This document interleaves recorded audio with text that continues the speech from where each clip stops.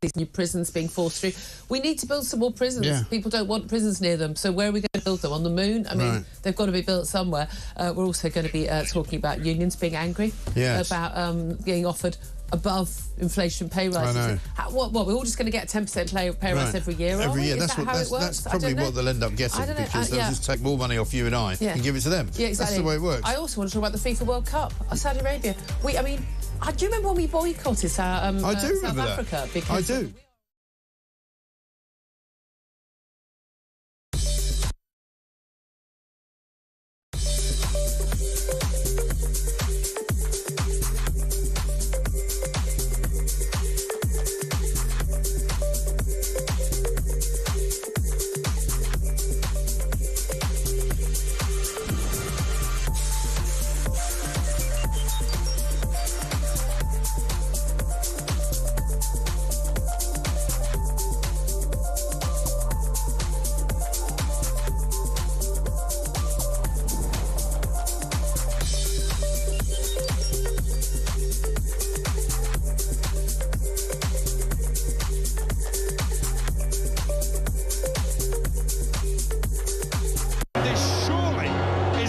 Time. Williams, who scores, and Spain lead. A shot from distance is in.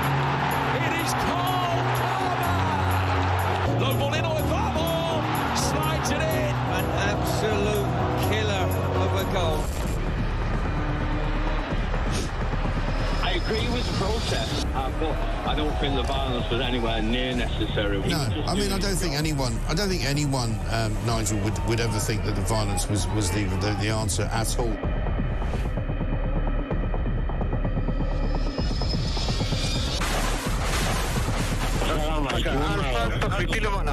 אזרחי ישראל, אנחנו במלחמה.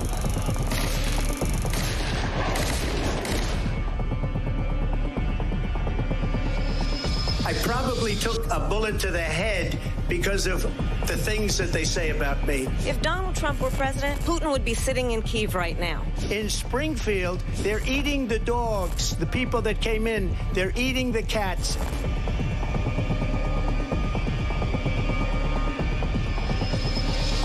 Liberal left couldn't understand that this man could be anything other than the great newsreader, a man of integrity. Is it possible in any way, shape or form that Keir Starmer didn't know about these facts about the suspect in Southport? I find it extraordinary that he wouldn't know. It seems that the public has not been told the truth. No. There's nothing like an American election, I have to say. North Dakota has gone red, South Dakota's red, Texas is red. Many people have told me that God spared my life for a reason.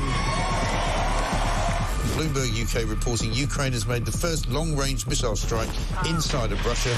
These are the missiles that Biden has... Across the UK, on DAB+, on YouTube, on the app, on your mobile, the home of common sense. This is Talk.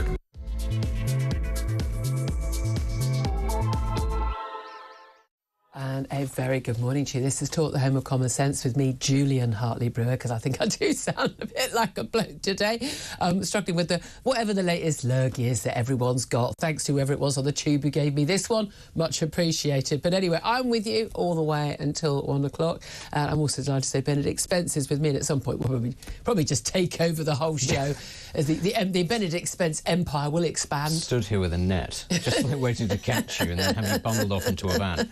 Anyway, whether you are listening on DAB+ radio or on your smart speaker, watching on YouTube or a connected device, it's great to have your company. Lots to talk about today, and we've been talking an awful lot about what's been going on in Syria, and we will touch on that. But domestic news very much back to the fore today. New prisons are going to be forced through the planning process by the Deputy Prime Minister, Angela Rayner. This is under powers that allow the objections of local towns and villages to be overruled. Basically, these are buildings of national importance. You don't get to have the same objection rights. It comes as it's revealed that prisons will run out of space within 18 months, yet again. This despite a commitment to spend £10 billion to build 14,000 new places. This is a plague on all their houses on this front. Also going to talk about pay rises, because after all the rounds of pay rise demands and all the strikes we've had in recent years, apparently all settled, wasn't it, by Labour coming in and just sort of splashing the cash around. Trade union bosses for public sector workers, including the NHS and teachers and others, are angry because ministers have recommended a 2.8% pay rise for millions of public sector workers. That's actually just a bit over predicted inflation rate next year. So why would they expect any more than that? Plus, an astonishing new aristocracy of couples, relatives and Nepo babies runs the government now. This is according to the Sun's Harry Cole, the political editor, who's looked into who all these people are who are in government, MPs, ministers, civil servants, and more than 24 ministers, including Rachel Reeves, Pat McFadden or Wes Streeting, three of the most powerful ministers, have spouses or relatives on the earning on the taxpayer or on the Labour Party payroll. We'll talk about that. And, of course, the farmers' protest today. Hundreds of farmers expect to descend on Westminster, already arriving, actually, continuing to express their anger over changes to inheritance tax and all the other burdens facing them. But this time round, we're going to see a lot of tractors. Just a couple of tractors last time round. This time round, there are going to be hundreds of the things. This is Talk. As I say, welcome to the home of common sense and welcome once again to Benedict Spence. We'll be following closely what's going on the tractors, and we'll get footage of that to you, and we'll talk to farmers, one of the protesters leading those protests from the farmers a little bit later in the show as well. But there's no doubt at all, Benedict, that it's planning and prisons that are leading the stories today. The government wants to force through 4 new prisons. These are sort of super prisons, we're told, each housing between 1,500 and 1,700 criminals. We're looking at Lancashire, Leicestershire, Buckinghamshire and Yorkshire. And they are now going to be forced through by the Housing Secretary, Angela Rayner, under this sort of this rule, which basically, if it's a matter of national importance, a building should go ahead, even if local people, and we have had huge objections from local villages in rural parts of the country where these are being built. They say, look, we need to tackle prisons overcrowding crisis, and look, we all demand more prison. We want criminals to go to prison. There aren't enough prison spaces. We need to build more prisons. We tell the government to build more prisons, and then when they say we're going to build a new prison here, local people object. Is this the right thing to do? Not the right thing to do? If you live near one of these prisons, have you planned for? Do you support it? Do you object to it? I want to hear your reaction, so do get in touch. 0344 499 1000. You can text the word TALK and your message to 87222. You can send us a message on X at Talk TV. Calls are charged at the national rate. Text costs 1 standard network rate message. Of course, it's free to text to tweet us, and it's free to leave a message on our YouTube page as well. It's also free to listen to Benedict Spence and his opinion.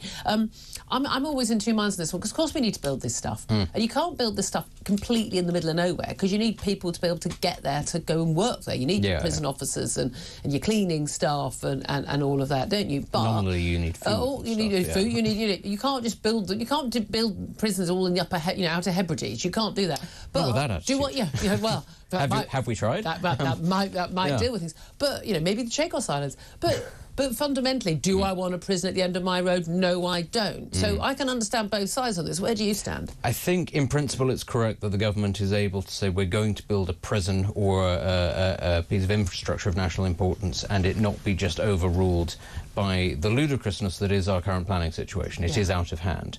I do hope, though, that specifically for this, because we find ourselves now in a position where we have a massive shortage of these things, that these things are not rushed through, that as well as giving them the power to sort of overrule local concerns, the whole thing is fast-tracked to the point where mistakes are made. Actually, this isn't the most opportune place for it to be put. Maybe building, standards aren't quite up to scratch because it has to go up very quickly. I mean, it's when a very you say, difficult when we say very quickly, we are not 4 to 5 years. We're not talking Nightingale hospitals in 2020s nonsense. No, but this is a personal bugbear when it comes to the standards of construction in this country in this present day and age. The standard of most things that goes up is not what it used to be. Ugly. It's not built to last. Well, we don't care so much about a prison being ugly. If it's in your local area, then I'm not talking about having it beautiful for the people, the lags inside. I'm saying if you're going to have a prison nearby, I don't think it costs anything more to design something that looks like not completely horrible. Look, I think one of the main reasons people object to whether it's a block of flats at the end of the road or new housing development or whatever it is, I think the main reason people object, and quite rightly, is how sodding ugly everything is. That's true. And even like, I mean, when they do the big housing estates, I mean, you can just see this patronising sort of way that these fancy architects who live in white stucco houses and absolutely beautiful houses, and they in Edwardian or Georgian terraces, and then they're building these horrible things with sort of horrible square windows and but paint the balcony red because the poor people like a bit of colour. It's patronising nonsense. And if you actually built homes that people wanted to live in that looked nice, okay, even if it cost a little bit more, I think that would ease the pressure. And housing, by the way, that looks in keeping with the local area, which it never is. I had that thought as well, that if you just made it more beautiful, people would be on side. And then I read about all the objections there are to King Charles's developments in Poundbury from local people, and you think there is no helping some people. They will just oppose anything. They will. No, they will. Look, I'm one of those people that I do actually have. I get little notifications from my council if there's any planning. If they're up to something. Any planning request within, like 100 metres. Just want to know, like, what is getting approved, what's going to... But I look at it and it's like, I've organised objections to and helped stop things. Some trees coming down. I've like, if you want to move a lovely area with loads of nice trees, can you not move in and then chop all the trees down? They're local amenities. They're helping. They're part of the environment. But also some things which do impact other people and stuff. You go, well, that doesn't make any difference to any of us. But someone's going to improve their home. Great. I put planning in myself and had to make adjustments because of the planning rules. And it's about us all being civilised and understanding, isn't it? But when it comes to prisons, no, I'm sorry. No one is going to want a prison near their home. Of course they're not, but they all want prisoners to be secure. So they've got to go it's one of those things.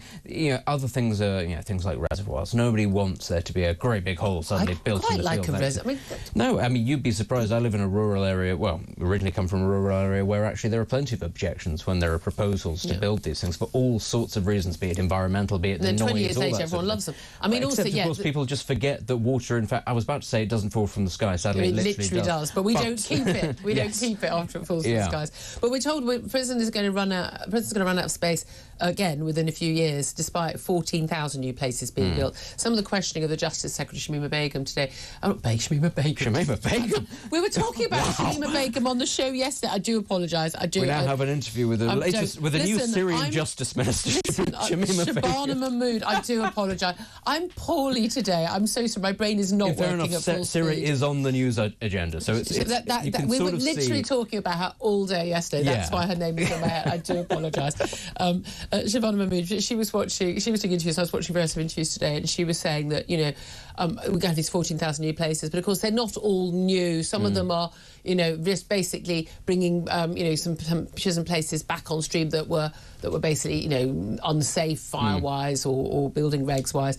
So again, we're not really increasing our prisons, but the fundamental thing is we're going to build a load of prisons, we're going to have a lot of people hacked off, we're not going to build enough prison places, and we're still going to be basically, according to this government, not sending so many people to prison because we don't believe that prison really works, apparently. To be honest, if you're going to go through the steps of forcing through legislation that allows you to build these things, you might as well build them at over capacity. I mean, this is the thing when it comes to... And this is the thing, actually, when it comes to the British government in general. It seems to always operate on the idea that as long as we're just on the cusp of disaster, but not actually over it, the disaster will never come. And, of course, we did see... you mentioned, Nightingale hospitals, and you're thinking, well, you'd hope in the event that a pandemic did happen that the government would have some idea of what it would do with people, and it was kind of a, no, we don't, because we don't plan.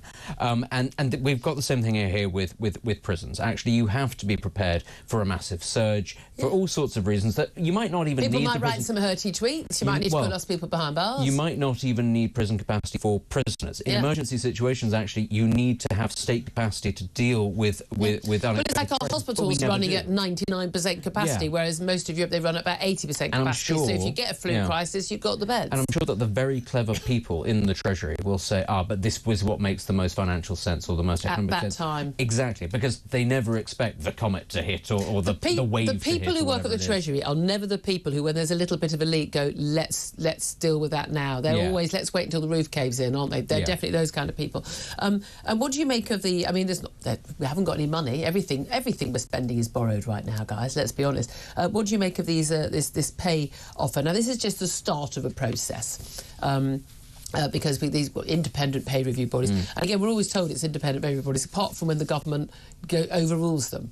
So it's not, they don't accept it all. But apparently trade unions representing the public sector are very unhappy over this suggestion. The initial plan from the government is that for 2.8% pay rise, it's just slightly above the expected inflation rate next year of 2.6%. Of course, we are all still living with the aftermath of pay rises. And I know even though we've got people who are getting large pay rises on paper, you know, 22% over 2 years, actually most people in most jobs, public or private, are still poorer today than they were a couple of years ago and 10 years ago because of the economic crisis as well. But unions are apparently angry. We've already got the RMT union. They've only just had a big pay deal, which was apparently supposed to sort the strikes out. If only everyone just got round the table and ate some Garibaldis and drank some tea, we wouldn't have strikes. But the RMT is announcing strikes on major UK railway lines over the Christmas period, on Avanti West Coast in particular. I mean, on the days people are most going to travel, 22nd, 23rd and 29th of December. I mean, we're just in a round of strikes. But they know now they've got their Labour paymasters, well, the union paymasters have got a Labour government, and they reckon they can just keep squeezing them. They do, and it's so frustrating because you understand, yes, everybody wants to be better off, everybody wants pay rise. People have been underpaid for a very long time, but many people are being left behind as a result of the policies of this government, not just the previous government, this government, and the decisions, what it is prioritising is going to leave lots of other people behind. It is stunting growth as well, which is ultimately how you end up getting the pay rises and the increased wealth, because there's more of it. I don't really see what the end game here is. Everybody is going to get poorer if this is the direction that we carry on going down, and certain members of certain union may get a short-term bump, but long-term, they will suffer. And I just, inflation will go up, you know, standards of living will go down. I don't understand why it is that supposedly this, we're all in it together, left-wing coalition of people think, actually, no, all of a sudden it's every man for himself, even though we all know, not even the long term, the medium term, it will hurt us. Yeah, exactly. And particularly on the railway workers. I mean, they got this massive bumper pay rise. They were always, I know the most workers aren't train drivers, but train drivers want 65k. They're now on the best part of 80 with the overtime. I mean, it's absolutely absurd levels of salary for a job that is not... OK, I'm sure there are skills involved. I'm not dissing anybody. Well played to you, but I'm sorry. We don't have a shortage of people queuing up to be train drivers. We really don't. We haven't got a massive shortage of train drivers. It's just not an issue. But we do have a shortage of people who want to do lots of other key jobs, but we don't offer them the pay rises to get them. I mean, let's, you know, if we paid science teachers that much money, we might actually have enough people to teach science to our kids in schools. Let's also talk about, in terms of politics here, before we go talk abroad, the Reform Party, Reform UK. Nigel Farage announced yesterday Nick Candy, a billionaire, is basically going to come over to Reform UK. We've had lots of defections. Although Suella Braverman has denied she's going to defect to Reform UK, we've had a bunch of defections. There's definitely a sort of bit of mood music there. You know, I can even feel the way that the mainstream media is now treating Reform, taking them a bit more seriously, quoting Reform MPs in the comments rather than just disparaging and laughing at them, having to take them seriously. It was revealed yesterday, yes, they have, Nick Candy he says, look, I'm going to give, you know, 7-figure sums to help this party. I'm going to raise a load of money. He's got a lot of rich friends, but he's also had a conversation with Elon Musk. He wouldn't reveal what it was yesterday, but Elon Musk is sort of, well, when's the next test of reform? Now, we've got local elections next May, and now people go, oh, local election, whatever. It's local elections and European elections that's effectively a free vote to people, for a lot of people feel, that actually were what did it for not just the UKIP, but also the Brexit Party. Both of those elections, when Nigel Farage's party that time basically led the polls, they had a massive impact on the sitting government and the subsequent general election. Do you think that we are looking at the possibility of reform actually at some point becoming the official opposition or becoming the government?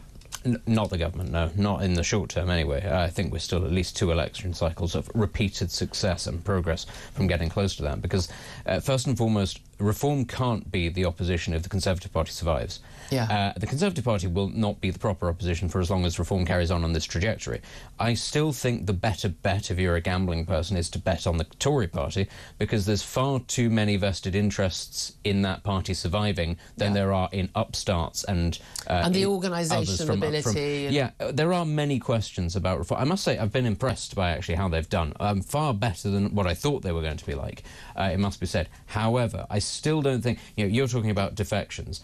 I've yet to see sort of the sorts of people defecting or joining Reform that makes me think, yes, that's interesting. That offers a sort of a different pole within the party to Nigel Farage. That's an alternative future leader. Montgomery?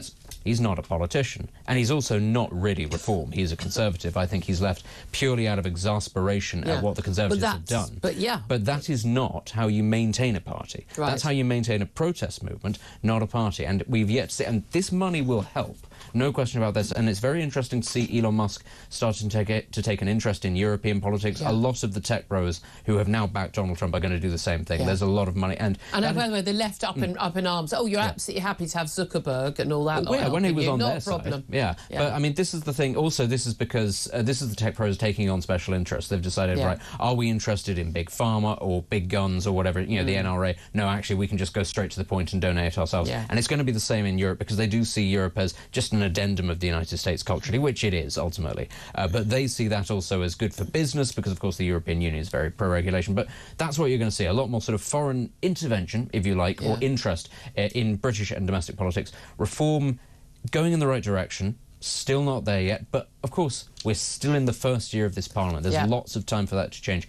£1 million does actually go quite a long way in politics, even now, even though it doesn't go far anywhere else. It goes very far in British politics. Yeah, it's very, very interesting. I really wish that we didn't have to see any reliance on big donors to help push our politics. Well, the alternative is unions. Well, no, the alternative is public funding, but then they wouldn't be eligible for much public funding because the number of seats they've got. And also, there's not very much public money to fund them with. No, there isn't. However, I still don't want someone, because they're a billionaire or a millionaire, to have more influence over a political party than any individual who's on minimum wage. I think it's a fundamental part of our democracy, but, I'm old-fashioned like that. The Americanisation of any of our politics is definitely 100% a very, very bad thing. America is no longer a functioning democracy. Doesn't matter whether your candidate wins or loses. It is a completely and utterly money-soaked, corrupt, dysfunctional. Ever thus. It's got worse. No, it's got far more worse. Sure. But anyway, let's not digress. I want to hear from you. We've got lots more I want to talk about, including what's going on in Syria. Also, the FIFA World Cup going to be formally announced today for I think it's 2034 to go to Saudi Arabia. I mean, really? Are they just taking the mick out of women now? Are they really just taking the mick? Because I think they really are. Once again, it's big money that talks, isn't it? But basically, I'd love to hear from you on all the topics we're talking about, but particularly about prisons. Government forcing new prisons through the planning process, despite local objections, basically saying, look, we've got prisons overcrowding crisis. Is that the solution? Maybe you've got a prison plan project near you. I'd love to hear from you. Have you objected to these sort of things? What are the alternatives? Do we just have to do this and just be ruthless and get stuff done in this country? We need to build a lot of everything. Roads, houses, prisons, whatever it is, hospitals, and everyone objects. Is that the answer? Give us a call. 0344 499 1000 is the number to call. Love to hear your thoughts on the public sector pay awards that have been suggested, and also future reform as well. Anything you want to talk about, love to hear from you. This is Talk.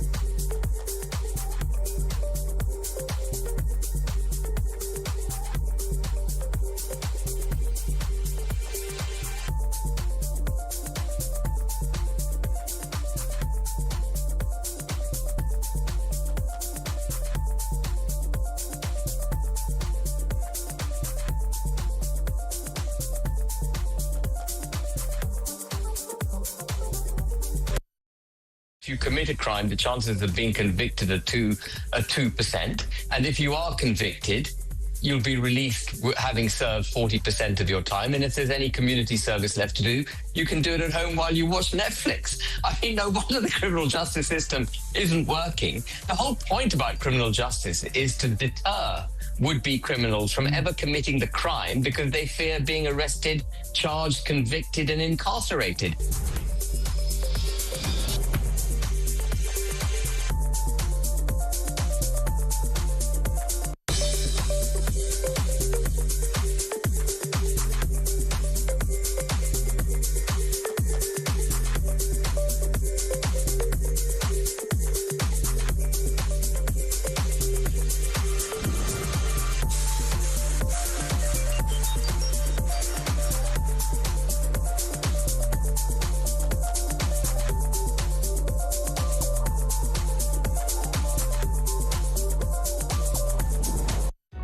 Across the UK, on DAB+, on YouTube, on the app, on your mobile, the home of common sense.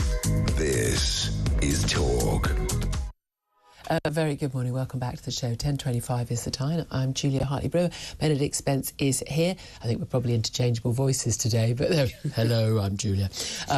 Anyway, what is the latest slogan? What is it? We're just going to be ill forever now. COVID-73. The return of COVID. Yeah, I mean, they're going to lock us down again by January. The usual rules. Yeah. Usually rules.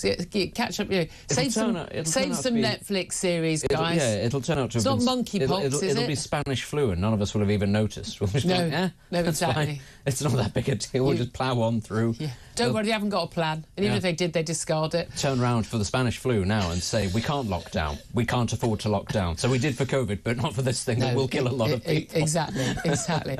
I don't know how we got onto that, but there we are. Anyway, let's get to your messages and your calls coming in about prisons. Angela Rayner, the Housing Secretary, is set to force through 4 new prisons through the planning process. These are in Lancashire, Leicestershire, Buckinghamshire and Yorkshire. Huge objections to all of them from local towns and villages. We all know we need more prisons. We complain when they don't build new prisons. We say, yes, you should build new prisons. And then they say, we're going to build them here. And we go, no, not here. Build them over there. Well, we don't want them there either. What is the solution to this? Do you support them doing this? They're basically going to push them through and say, look, doesn't matter if people object. These are of national importance. We're going to go ahead with it. What's your reaction to that? 0344 499 1000 is the number to call. Also, lots of your texts and tweets coming in. Bridie says, nobody wants a prison near them. They have to override the NIMBYs and get them built. Corey says, you have to ask yourselves why the population in prisons has grown and remedy that. Oh, there's a clever idea. Yeah, I mean, what, 15% are from overseas? And also, basically, an awful lot of people in prison. Isn't it 10% of the prison population commit, of offenders, commit 50% of the crimes? Let's just put them away for a long time, and then we can kind of solve the issue. Les says, believe it when I see it, just more pie-in-the-sky promises from this rotten government. And Kev says, good, we need more prisons. There will always be local objections. Just get them built. Well, let's go to David. He's in South Wales, and he wants to talk about this too. Hello, David. Good morning. Good morning. Yes, I think we are approaching this from the wrong angle. The prevention is better than cure, and if you prevent cure, you prevent the victims getting hurt or victimised as well. Yeah. So that if you, instead of building prisons, although we're in a state where we have to now to get us over the hump, but we need people on the street persuading people not to become criminals. And well, those police people. Pardon? Those police people we used to have. No, not police. People, evangelists, whatever you like, Salvation Army, whatever it is, whatever it takes, a social movement to stop people becoming criminals. I'm getting to the point where, certainly in my local area, and I'm lucky, I live in a nice area, but I like a little bit of sort of neighbourhood legal vigilantism. I mean, literally just people remonstrating with people who are dropping litter or riding on the pavement or, or just, general unsocial behaviour and social behaviour. Because I think those are the people who are probably... I don't think there are people who are like, the criminals who are just... But we'd never drop litter. He'd never do... I think we should need to go full-on zero tolerance. I think the police need to step in every single time. And we just need to sort of reclaim our streets for the start. That would be a good start for me.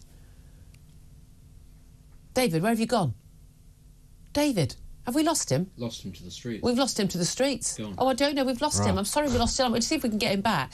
Meantime, let's go to Mike, who's in Lancashire. Hello, Mike. Yeah. Hello. Hello, what do you want to say? Good morning, Julia. Morning. I just want to give you the bigger picture about the prison in Lancashire. Yeah. There's already 2 prisons on that site. Yeah. One is Garth, one is Wymont. Uh-huh. Each of them house, one has 800 and one has 1,100 prisoners. Yeah. The new one will have 1,700. Yeah. Now, that's 3,600 in total. Yeah. So there's only 2,000 and something people live around that area. So they're way outnumbered. Well, hold on a minute. They're way outnumbered, except those people, they're not, it's not like, you know, lots of people who are going to be living in the local community. They're in prison. Let me finish, please. Those prisons are served by a single track road on either side. It's an A road. Yeah. There's no bypass, no nothing. And all those prisons need deliveries, visitors and staff. Yeah. So that one single road is going to be chock-a-block with traffic. Are they planning to widen it, build a bigger road? No. No. No. It's a village, it's a country road. Yeah. And it's also the main road between east to west going out from central Lancashire out to the coast. So locals need to use that road. That's a vital route for you. Correct. Right. So basically, it's not so much the prisons. It's just the impact on the local community is going to be huge. It is. Well, it will also. Is there not also? It'll be good for jobs. It'll be good for local farmers in terms of local produce being able to be sold. I mean, is there an upside there at all? No.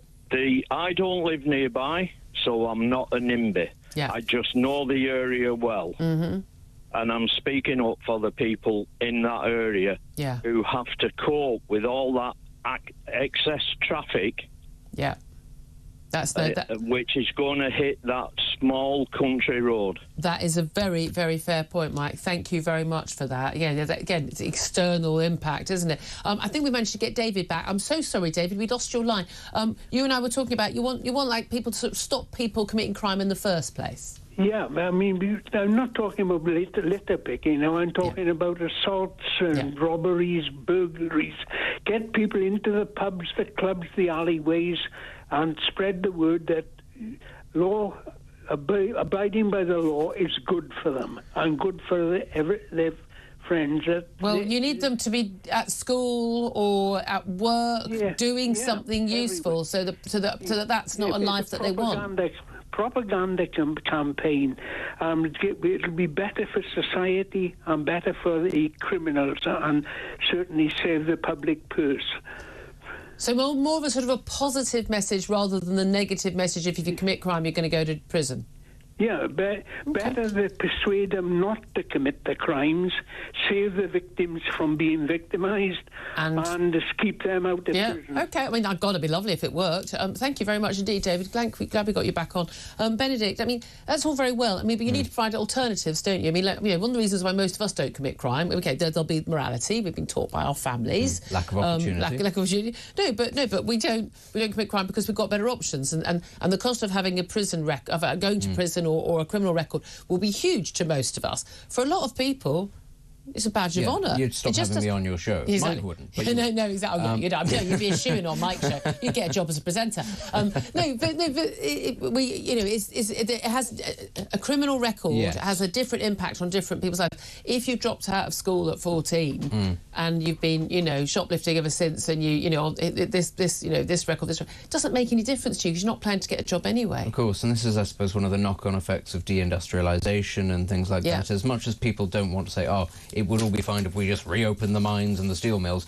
If actually there were professions and trades that people who, I don't want to say slipped through the cracks, but were never going to get to, the middle-class professions could go into, that their families went into, they had a community around them, I think it was a lot easier for people back in those days. Do you know what? We should get them building prisons. It would be a start. That would be a useful thing. We need people to build things, don't we? Anyway, coming up next, we are going to be talking to former prison governor about this need to build more prisons and where they go. Also, we're going to be talking to Gareth Wynne-James, one of the leading farmers involved in that protest by farmers against the inheritance tax rise and all the other difficulties being imposed on farmers by the government. And we got a huge number of tractors that have arrived in Westminster. They are definitely going to be noticed today. We'll cross to all of that up next. Do keep your calls coming in. 0344 499 1000 is the number to call. This is Talk.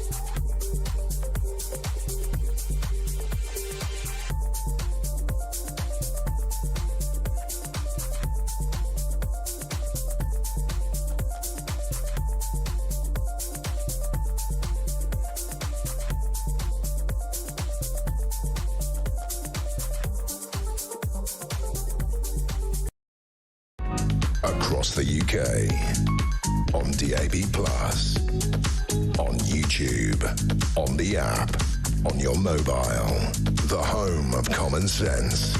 This is Talk, the home of common sense. Me, Julia Hartley-Brewer. Benedict Spence also still with me. Delighted to be joined right now by Vanessa Frake. She's a former prison governor. She's also author of the great book, Oh Governor, My Life Inside Britain's Most Notorious Prisons. Very good morning to you, Vanessa. Good morning. Can you hear us? I think you might be on mute or you can't hear us. I'm not quite sure what's going on. No, I can hear you loud. Great, we've got you there. Lovely, jubbly. Now, big story today. Angela Rayner, the Housing Secretary, she's going to be forcing through plans for new prisons. They are across Britain, various different counties, Lancashire, Leicestershire, Buckinghamshire, Yorkshire.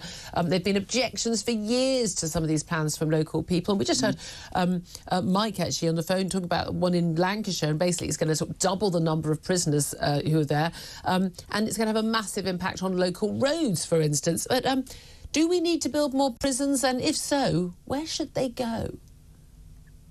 Well, that's the $64,000 question, isn't it? I mean, I don't have any idea where we should build prisons. I'm sure the government have pretty much sorted that out, and they'll have looked at impacts on local communities. I understand your previous callers' concerns about the prison and traffic on the road, etc. But it could be a new estate that would have the same effect. You know, I live in a small village. We've just had a huge new estate built. Everybody objected to it because of the traffic concerns, and actually there are no traffic concerns once all the building was done. You know, I think we've got to look at where we are with our. Nobody's ever going to be happy having a prison next door to them. Well, that's the thing, isn't it? But they've got to go somewhere, and they can't go completely in the middle of nowhere because you need to have staff. You need to have cleaners, prison governors, and the like. The government has said, look, we need to build them, and they said, they're going to push them through. We are looking at 14,000 new places coming on stream, but prisons are still going to run out of space in a few years' time, because we kind of, as Benedict actually was pointing earlier, we kind of just build just to the next level of capacity of what we think we need. We never sort of oversupply. Prisons are very expensive to build obviously for the security reasons. But I mean, there's a very strong message coming out of this government that prison isn't the answer, and apart from people who are physical danger to people, they're rather of the view that we should have more community sentencing. Would you agree with that as a former prison governor yourself? I do believe that. I think that they're, jailing a drug dealer or a drug addict for shoplifting to feed his habit. We're putting him in a place where drugs are rife at the moment, unfortunately. Yeah, we could solve the other end of that. I've always thought, there are loads of drugs in prison. If we can't stop drugs in prison, we may as well just not bother and give up completely. Well, you have to look at the infrastructure of our prisons and how it's been left. We have a lot of old Victorian prisons that are no longer fit for purpose. And I think that, they can't cope with the modern technology that people use to get drugs into jail these days. We have poorly trained, inexperienced staff, young staff, and I'm not being ageist there. You can apply to join the job on your 17th birthday and start on your 18th birthday. Yeah. And we know staff are often the people bringing the drugs in. Absolutely. And, it's all very well building all these prison places, but they need staffing. Staffing, the retention rates of prison staff are dreadful. So I think the last year it was 13% of staff left the prison service. So, there are lots of areas that need to be looked at, and building new prisons is just one part of it. But I think, with the sentencing review that's going on, I think some serious questions will have to be asked about, why are we just building more and more prisons? What are we doing about crime in general? Well, we don't do very much of any use with people when they are behind bars. No. I mean, in terms of, people locked behind bars in a prison cell for 23 hours a day playing a Game Boy is no use to anybody. They're not being taught new skills. They're not getting rehabilitated. They're not getting off drugs. They're getting addicted to drugs. I mean, if I was locked up 23 hours a day, I'd be doing drugs too. It would be a completely rational decision. But here's the thing. We say, OK, well, don't lock up the prolific shoplifter who steals every single day to feed his drug habit. OK, so then we put him on a community sentence. Well, then what? Then he's just free. Then he's free to carry on committing crime. At what point do we say, but whether it helps him or not, it does help the rest of us that we're not having to have those crimes inflicted on us? Yes, I understand that, but I think we need to look at our community sentencing. Rubbing a bit of graffiti off a wall is hardly likely to stop somebody reoffending. No, but it's quite useful to the rest of us. Well, yes, I suppose so. But I noticed one of your previous callers mentioned about education. Now, when I was at Scrubs, we used to go into local schools and talk to school kids about prison and crime and the effects it had on people, etc., etc. Of course, all that's stopped now. Yeah. But it's about education and catching people early, I think, would help. But certainly the community sentences that are handed out, at the moment are not fit for purpose. Quite often many hours of community service are just written off, which is not acceptable in any. It needs to be serious. What sort of community service would work then? Because at the end of the day, if someone is still a heroin addict and they can't afford, or even just any kind of drug addict, and they can't afford their drugs because they haven't got a job, because they've got a criminal record and they're a drug addict, they're going to have to get the money from somewhere. So unless we just provide their drugs to them for free, they're going to have to get the money from somewhere. So what community sentence is going to stop them stealing from that period? Unless they're locked up in rehab. And actually, rehab has an incredibly low success rate.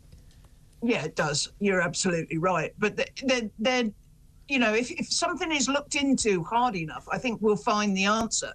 Other countries have managed it. You look at places like Norway, where prisoners hold down a job Monday to Friday, go home, and then at weekends they go into prison to serve their sentences. And I'm talking not for violent crime. I'm talking, your run-of-the-mill crimes. But, that is something that we should be looking at. Norway used to lock up horrendous amounts of prisoners, close to what we do. But they refocused their whole idea on reducing reoffending rather than just locking people up. Yeah. Because you may well lock all these 14,000 prison places, and I've yet to see them, and I'm not convinced by any of them, because they all have said that down the line from Boris Johnson. I think it's something radical is going to have to change, unless we just want to be a country where, you drop a crisp packet and end up in prison. There has to be a better way.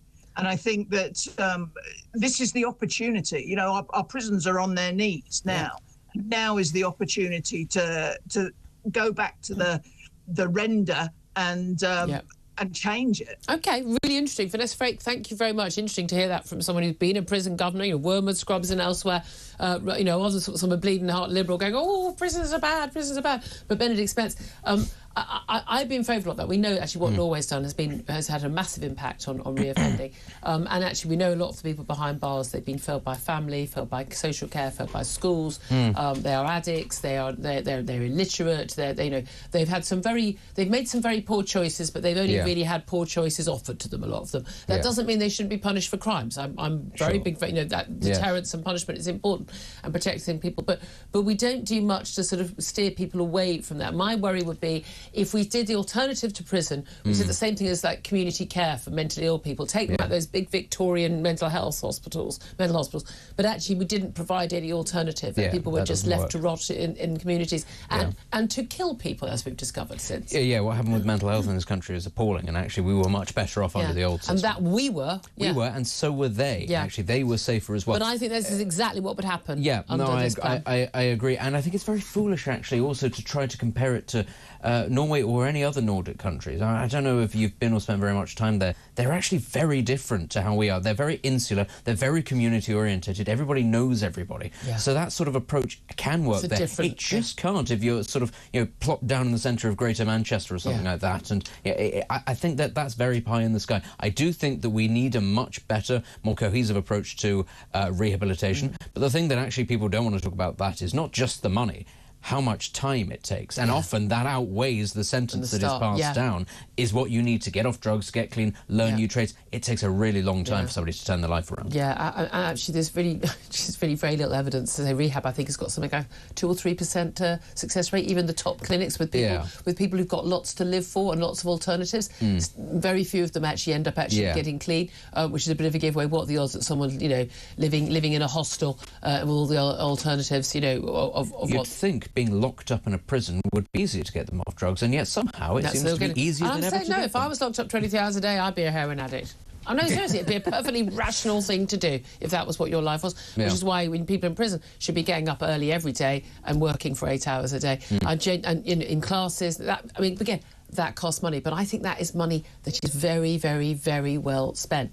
Sometimes, when you talk about, often they talk about public spending, talk about investment. No, that actually would be an investment. And it does cost money, but it is going to be worth it. But we won't never do it. And if we did try and do it, we wouldn't do it properly, because, that's Britain now. Outsource it to G4S and it just just be absolutely. Just let them deliver all out the on wrong the teacher to the wrong place. Yeah, exactly. 10:47 is the time. I'd love to keep getting your calls on about this. 0344 499 1000. Up next, going to talk about those hundreds and hundreds and hundreds of farmers and their tractors descending on Westminster for yet another protest over the inheritance tax and all the other difficulties farmers are now facing. We'll talk to farmer Gareth Wyn-Jones up next. This is Talk.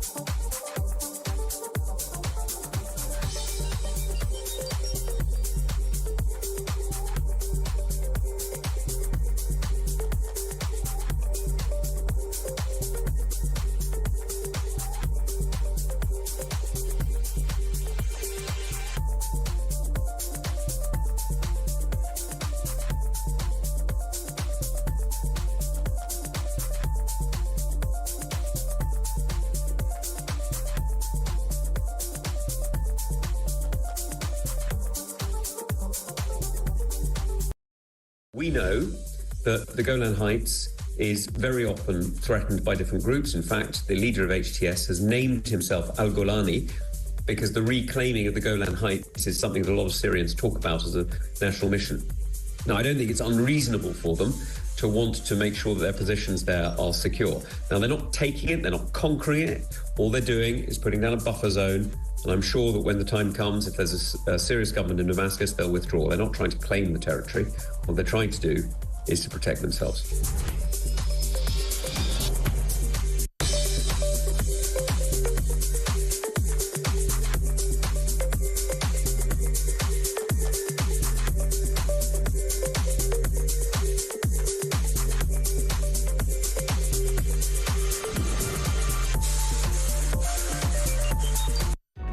Across the UK, on DAB+, on YouTube, on the app, on your mobile, the home of common sense. This is Talk. This indeed is Talk, the home of common sense. And let's go straight right now to Westminster, where the farmers are yet again protesting ahead of PMQs at midday about what was announced in the budget regarding their being affected by inheritance tax for the first time. Big threat to the handing down of family farms in this country and the future of our local British produce on our supermarket shelves and on our tables. Let's talk to Gareth Wynne-Jones. He's a farmer, and among many there descending on Westminster this time round, Gareth, many have brought their tractors, haven't they? So there's no way that MPs can't notice you there. Yeah, Borada from a fantastic site here with so many tractors. People have come from all corners of the country to show their frustrations against, this government, who are really putting a lot of pressure on us as an industry. We want to feed the nation in a sustainable, affordable way, and every corner we're turning, this government is putting more problems for us, and the inheritance tax was the final nail in the agricultural coffin, and they need to look at it and they need to change it ASAP. And that's coming because look around you here in London. I have never ever seen so many tractors in one place. I was in tears coming off that tube looking at these people. This is their future. This is the future of their children, feeding the nation. Don't forget that. We are an intricate part of everybody's life every day. Not once, but twice, but 3 times a day. It's the farmers that are feeding you. And these people, these numpties that are down here living in their ivory towers, putting rules and regulations, sucking the money out of the countryside. It's absolutely disgusting, and it needs to change. Well, this is it. It's not just been the inheritance tax, has it been? As you say, that was the last straw to break the camel's back. Still massive disputes between the government and many other people and organisations and farmers' representatives about how many families are going to be impacted by this new rule. And a lot of people are saying, well, you're lucky you weren't covered by inheritance tax before, and you're facing a lower rate than everyone else's businesses. But farming is very different from passing on a factory or a local corner store that's been in the family. Farming is a long-term skill. Tell us why it matters. Yeah. Well, I'll give you an example. Okay, my father's 88. He's worked every single day of his life. He's only ever been ill once and had a new knee. That's all he's ever taken out of the NHS. Nothing else. And he's given in. He's paid taxes all his life. And he was thinking he was handing that farm down to me. I've worked. We didn't have a week's holiday for 16 years. We stayed at home. We invested everything into our farm, into our machinery, into innovation. For you to have affordable food. That's what this government's forgotten.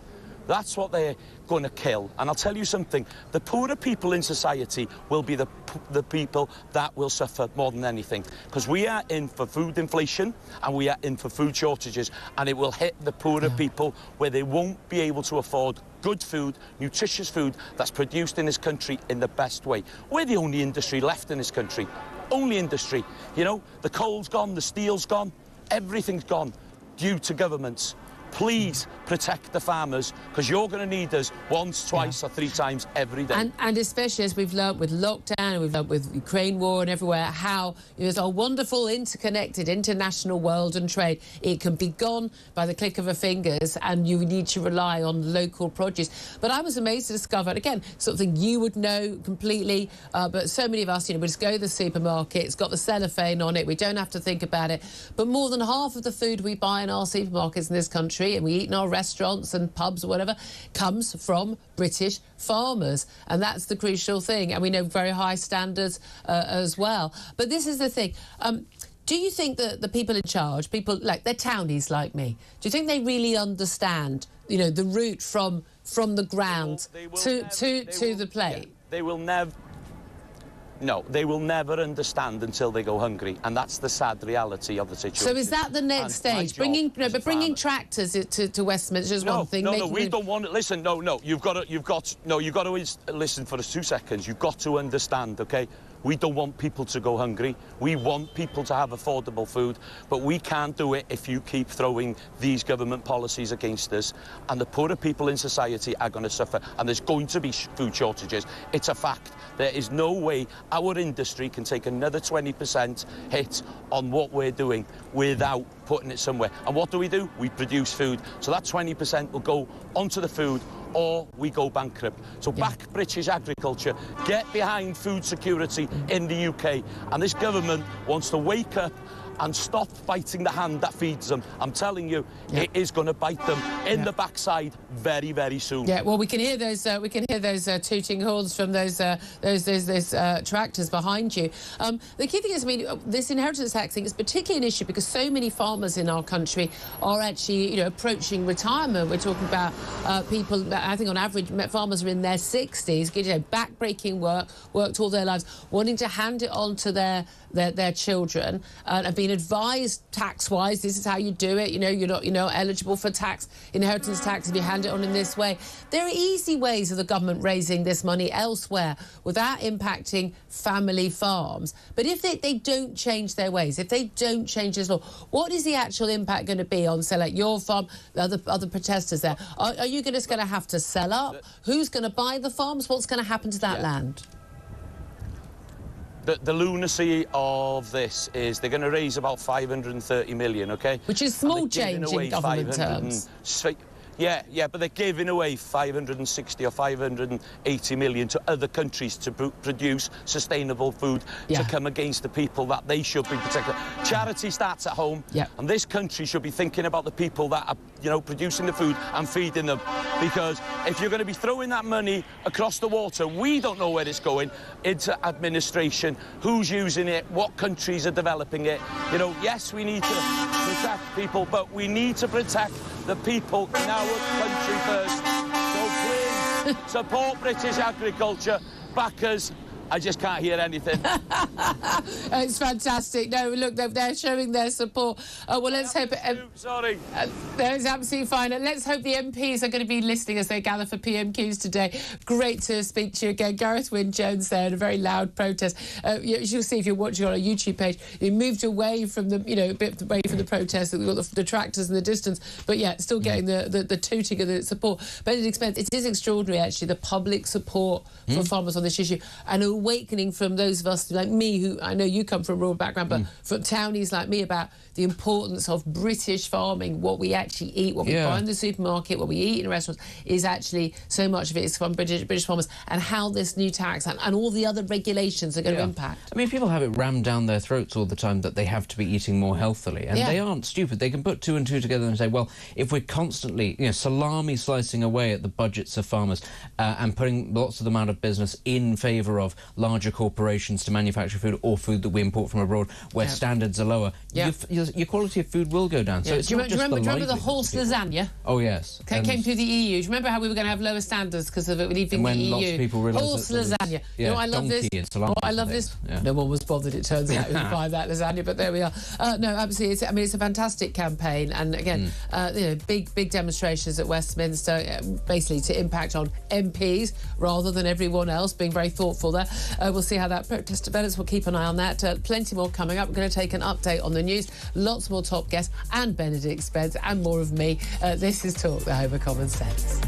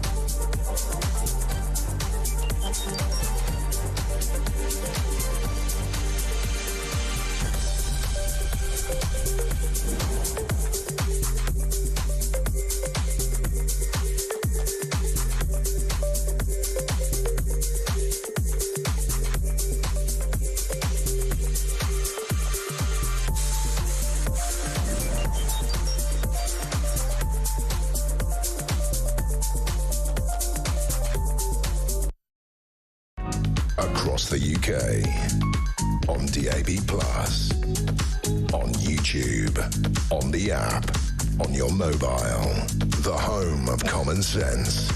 This is Talk.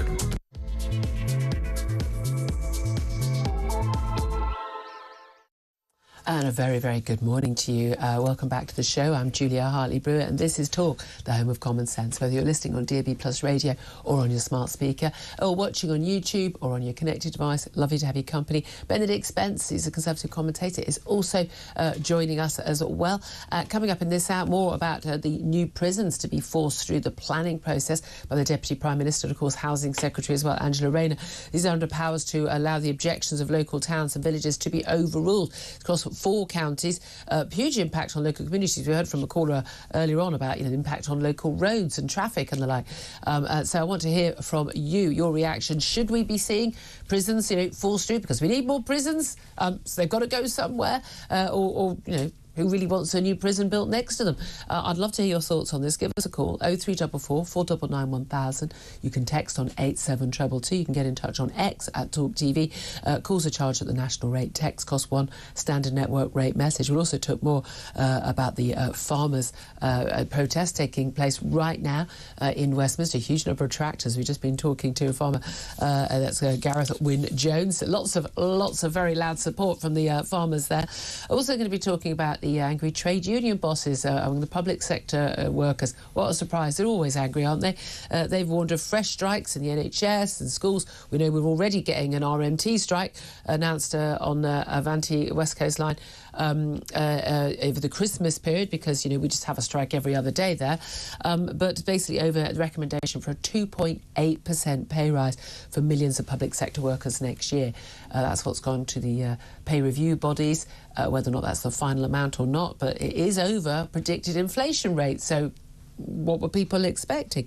Plus, we're going to be talking about the most extraordinary ruling by Ipsos, which is the press watchdog. It's been accused of having a chilling effect on free speech after ruling in favour of a trans writer who complained about being described in the Spectator magazine as a man who claims to be a woman, even though someone who's born a man, and therefore remains a man forever, who has a gender recognition certificate saying that they're a woman, is still a man, and they are a man claiming to be a woman, are they not? But apparently, no, there had to be a formal apology for that. We'll talk about magazines having to apologise for stating facts coming up later in the show. This is Talk, as I say. Welcome to the home of common sense, where you won't hear any of that nonsense.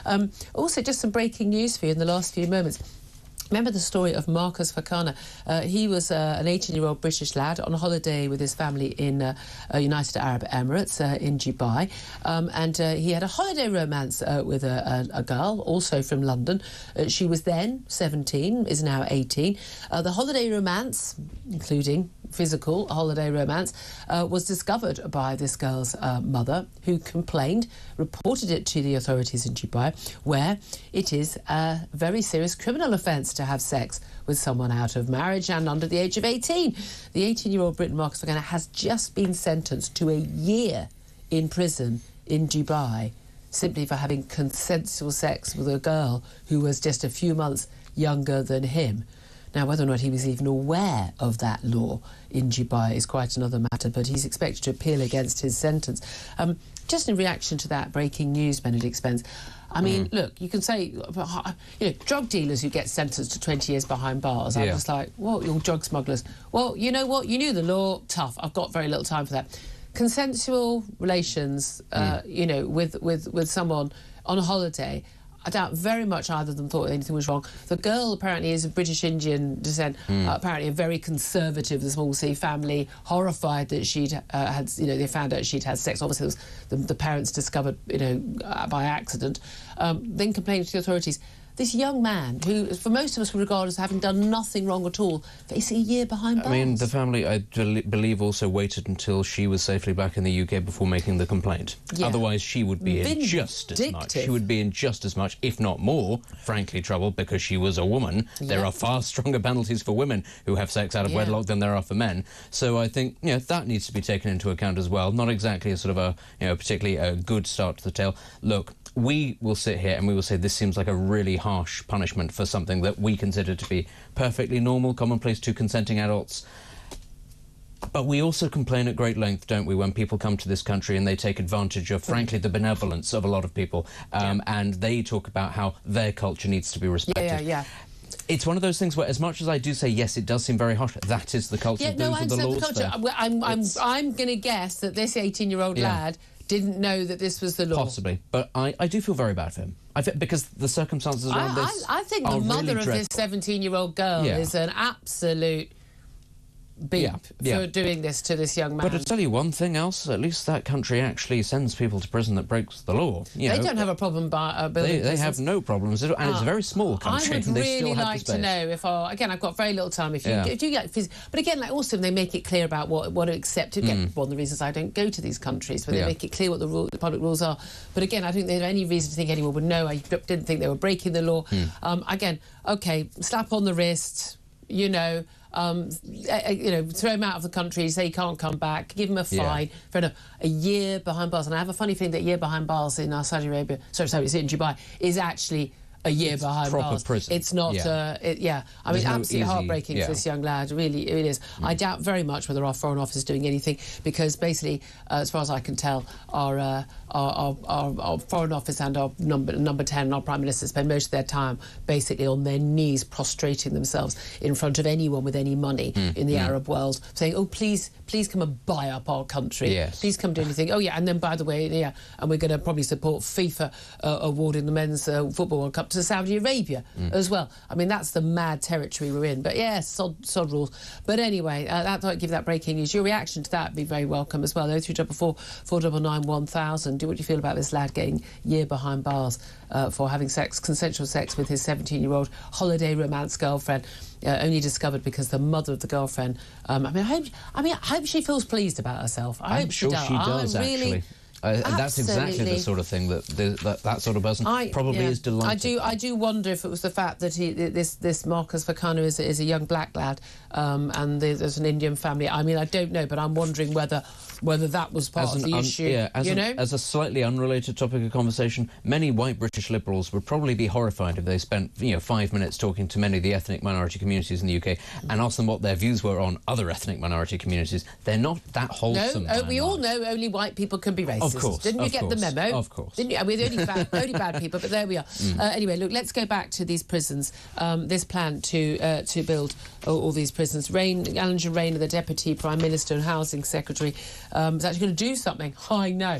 They're going to build a load more houses. They reckon 250,000 more houses. Can't get the planning through for that. No, not 250,000. Oh, no, I think it's 300,000 a year, which is over the 250,000 a year, which, of course, this last government wanted to build and didn't build. I've got very few hopes it's going to happen. Yeah. In order to do that, you're going to have to ride roughshod over people's planning objections. You're going to have to do that. It's what most other countries do. France just builds loads of stuff. China, I mean, literally put anything anywhere. But when it comes to prisons, I think we can all agree. People might go, oh, I don't mind new housing somewhere near me, but I definitely don't want a new prison. But they are going to build new prisons, and they're going to push through prisons in Lancashire, Leicestershire, Buckinghamshire, and in Yorkshire. Massive objections from local towns and villages. Of course, these are going in sort of rural areas. They can't go in the middle of nowhere because you need to have people to actually come and staff these places.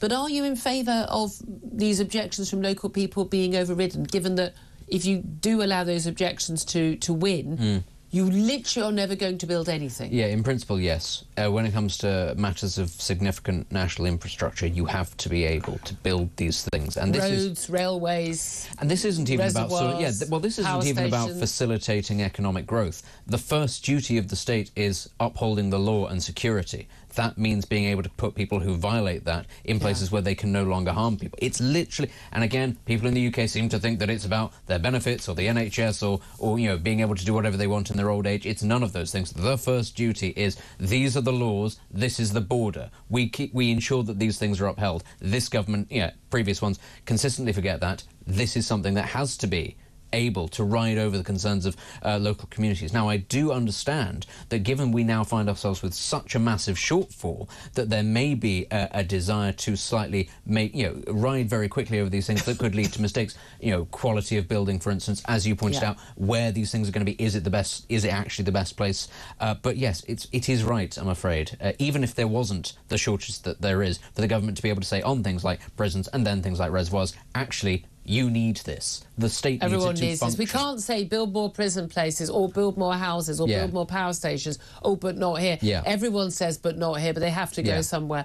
And again, they're not going to be building any of this stuff near me. I'm in a completely already built-up area. And a lot of people saying, oh, we should do that, will be saying that. But if it was you, you'd be putting in the objections. Yeah. But here's the thing. Shouldn't we do the thing? This was something I remember Michael O'Leary suggesting from Ryanair. I went to Torquay Cove once. Make everybody stand in the prison. Make everyone for stand. Extra capacity. That's there's different rules. He literally looked at charging people to use the toilet at one point. He does not care. You put him in charge of the prison, there would be an actual riot every day. Yeah, I reckon that Ryanair, very efficient airline. What can I say? I tell you what, though, I reckon the staff on Ryanair flights they're stricter than the prison staff on a lot of places. Good God, don't cross them. Yeah. Anyway, where I was Michael O'Leary, one of the things he was saying was, everyone will object to a third runway here or anything like that. Yeah. But actually, why not pay people the benefit of saying, look, you're going to have to put up with a bit of the noise, especially and the traffic and all the disruption when stuff's being built, whether it's a power station, a new airport, new housing. Why not compensate people for that? And part of the funding for these things be compensating local people. And we've had that about, if you're going to have a load of power stations that you get cheaper bills for years. And but the thing is, I don't even think it should be a carrot offered in return for people to give you support. It should just be that that's the government. If actually the government comes in and says, we're building this here, and this is what, is the law, we will give you X, Y, Z% off your energy bill or off your council tax or whatever it is, and we make up the shortfall. There shouldn't be the opportunity for people to say, I still don't want it, if it's a matter of national national importance. That should just be automatic. We're going to have to start functioning as a proper country, aren't we? Yeah. I'd love to hear your thoughts on this. 0344 499 1000 is the number to call. We are told either way, but presidents are going to run out of space, even though we're building all these new places. I mean, that's the thing. We're still never getting ahead of these things, are we? But don't worry, we're not going to put people behind bars. We're just going to community centres, and they won't work either. I mean, it is absolutely extraordinary, isn't it? Let's talk about the angry trade unions for public services. Of course they are. They're always angry. It's literally what they do. Yeah. But we've got warnings of more strikes over a 2.8% pay rise. This is sort of the opening offer from the government to the pay review bodies about how much they're willing to pay for pay rises for public sector workers. It is just marginally over what the predicted inflation rate is for next year. Very unlikely that's going to make people happy. We've already got the RMT threatening to strike, haven't we, during the Christmas period, when people often are very reliant on trains. This is a Vanti West Coast. They're going to be planning to strike just before Christmas and just after Christmas, just when people are travelling, and presumably when they want some time off as well. How convenient. Yeah, how convenient. I mean, what sort of pay rise would be a reasonable offer? 40%? Infinity. just double everyone's pay. Open-ended. It just goes up like a totalizer. That's all it is. But they could give pay based on, I don't know, how hard you hit the hammer and it goes up. That would be a novel way of doing it. We might as well do it that way. You're never going to make people happy, especially if they feel that they have the people that they're negotiating with over a barrel. They will always think that they can get more. In some ways, that's a good thing. You know, human progress is driven by that kind of, frankly, acquisitiveness, greed, if you want. That is a good thing. But this country is not currently in a situation where it can be doling out huge amounts of money because, admittedly, yes, previous governments have badly mismanaged it. Nobody is disputing that. And that is not entirely the fault of this Labour government. Maybe a previous Labour government back in the day, they had a part to play, but not this one. But nonetheless, for everybody to prosper, there needs to be economic growth. The current policies that this government is pushing forward with are not going to facilitate that, and the current pay rises that they're doing clearly are not going to facilitate it, because the people are still going to go on strike, again, because they're not looking at the functioning of their industry, they're looking at their own pay packets. But also, when you look at the private sector, public sector, God, I've banged on about this enough times, in terms of productivity growth in the public sector, it's actually gone down in the last few months of this year. It's gone down, not even up. I mean, not even just... I mean, but for 20 years, it's basically been completely static. We're paying more people more money to do basically less work. I'm sorry, it's just untenable. And with new technology, the way things are, the idea that you should be less efficient when you've now got computers on having to write everything out in hand. Oh, come on, it's absurd. The civil service needs to be run on a far more aggressive footing and a far more competitive footing, where actually people do fear for their jobs if they don't perform. I suppose it's a really simple thing, but if you don't perform in the private sector, you will lose your job. Oh, yes. But in the public sector, you don't. And the incentive is not, in fact, to perform your job better. The incentive is to increase the number of responsibilities your department has, because that further insulates you from having to do the initial thing. It's protectionism, and you need to strip away all of that. And seriously, I know a lot of civil servants wouldn't like to hear this, you could almost certainly run all of the functions that the government currently does on about 20% I'm with of the Elon. people. I'm with Elon all the way. I really am. Dominic Cummings as well. All of these people, so many people in the private sector. Dominic Cummings just went in and insulted everybody, which is very different. Nobody's from saying Elon that Musk. he was a good, he was a diagnostician, not the surgeon. Yeah, but is the way to think. But anyone about who's serious, I mean, genuinely, again, I've always just said it's really simple. If no one has to replace you when you're away on holiday or sick, maybe your job doesn't need to be done. Yeah. Take it from the guy who builds rockets. He doesn't have time for waste. Yeah, but also, again, if you're able to, these experiments, if you're able to work a 5-day week and you're able to do all your work in 4 days, that doesn't say that 4-day working weeks work. It's saying that you did very, very little work for at least a fifth of your time when you were at work Monday to Friday. Extra days that you could be doing more in, basically. Yeah, it's as simple as that. You're not working efficiently. I'm sorry, I've just got no time for it. Talking about people who really do work very, very hard and for very little pay. Farmers. You and me. Sorry, farmers. Do I do either? I don't know. Farmers. We've spoken a little bit earlier to one of the farmers leading the protests. Last time round they said, we're not bringing a load of tractors. We don't want to disturb so many people. They're very keen on keeping public on their side, not doing Extinction Rebellion style, closing the roads. But today, Prime Minister's Questions starts in 40 minutes. Usual rules. Peter Cardwell's going to watch it, so we don't have to. We'll just get the highlights. But they're going to be outside there. All the MPs will be there. And you cannot miss those tractors. There are hundreds of them on the streets of Westminster. And they are making their show. Now, farmers do not take their key, very expensive, hard-fought for, all massively on loan tractors to London, travelling miles and miles. People travel from the Isle of Wight and from, the west of Wales, all the way to London for the day. They've got stuff to do. They don't have days off. They've got stuff to do. And they're doing that today because they are really angry. Do you think there's any chance the government is going to listen to them? I don't know. I think it would be catastrophic for the government to give in, having set these lines out. It would, be a real sign of weakness. Well, then they'd be like, giving on winter fuel tax. And but this is why it's foolish to pick a fight with the people that literally grow your food. I'm really sorry. I think they're like me. They're townies. They're not really in touch with how much we rely on British farmers. Yeah, I don't think that they get it. I think that there is an element of class war to this. I think they view and this is they're mad. Not. Who isn't it? Wasn't their advisor who said they don't vote for us anyway? Yeah, but of course they don't vote for you because you do really silly things that harm their industry. There is this perception that every farmer is a sort of a tweed-wearing toff. Yeah. It's not true. Yeah. Actually, the majority of people who work in farming are the definition of working class, not even middle class. They are people who, as we were mentioning earlier, they leave school at 16, they have however many GCSEs, not because they're thick, but because that's what they're going to go into, and they've always known that's what they're going to go into. And really, if Labour were interested in the welfare of the working people of this country, right there is a community of people who, almost half the population lives rurally, very important. Everybody understands how much work goes into it. They don't care because it's not actually about working people. It's about that sort of, as you say, that sort of metropolitan perspective, which is you can just import all the food and it's cheaper and we'll subsidise other people. And it doesn't matter if there's a war overseas. That never happens. That never impacts shortages. Yeah, exactly. We haven't even gotten to Syria yet, unusually.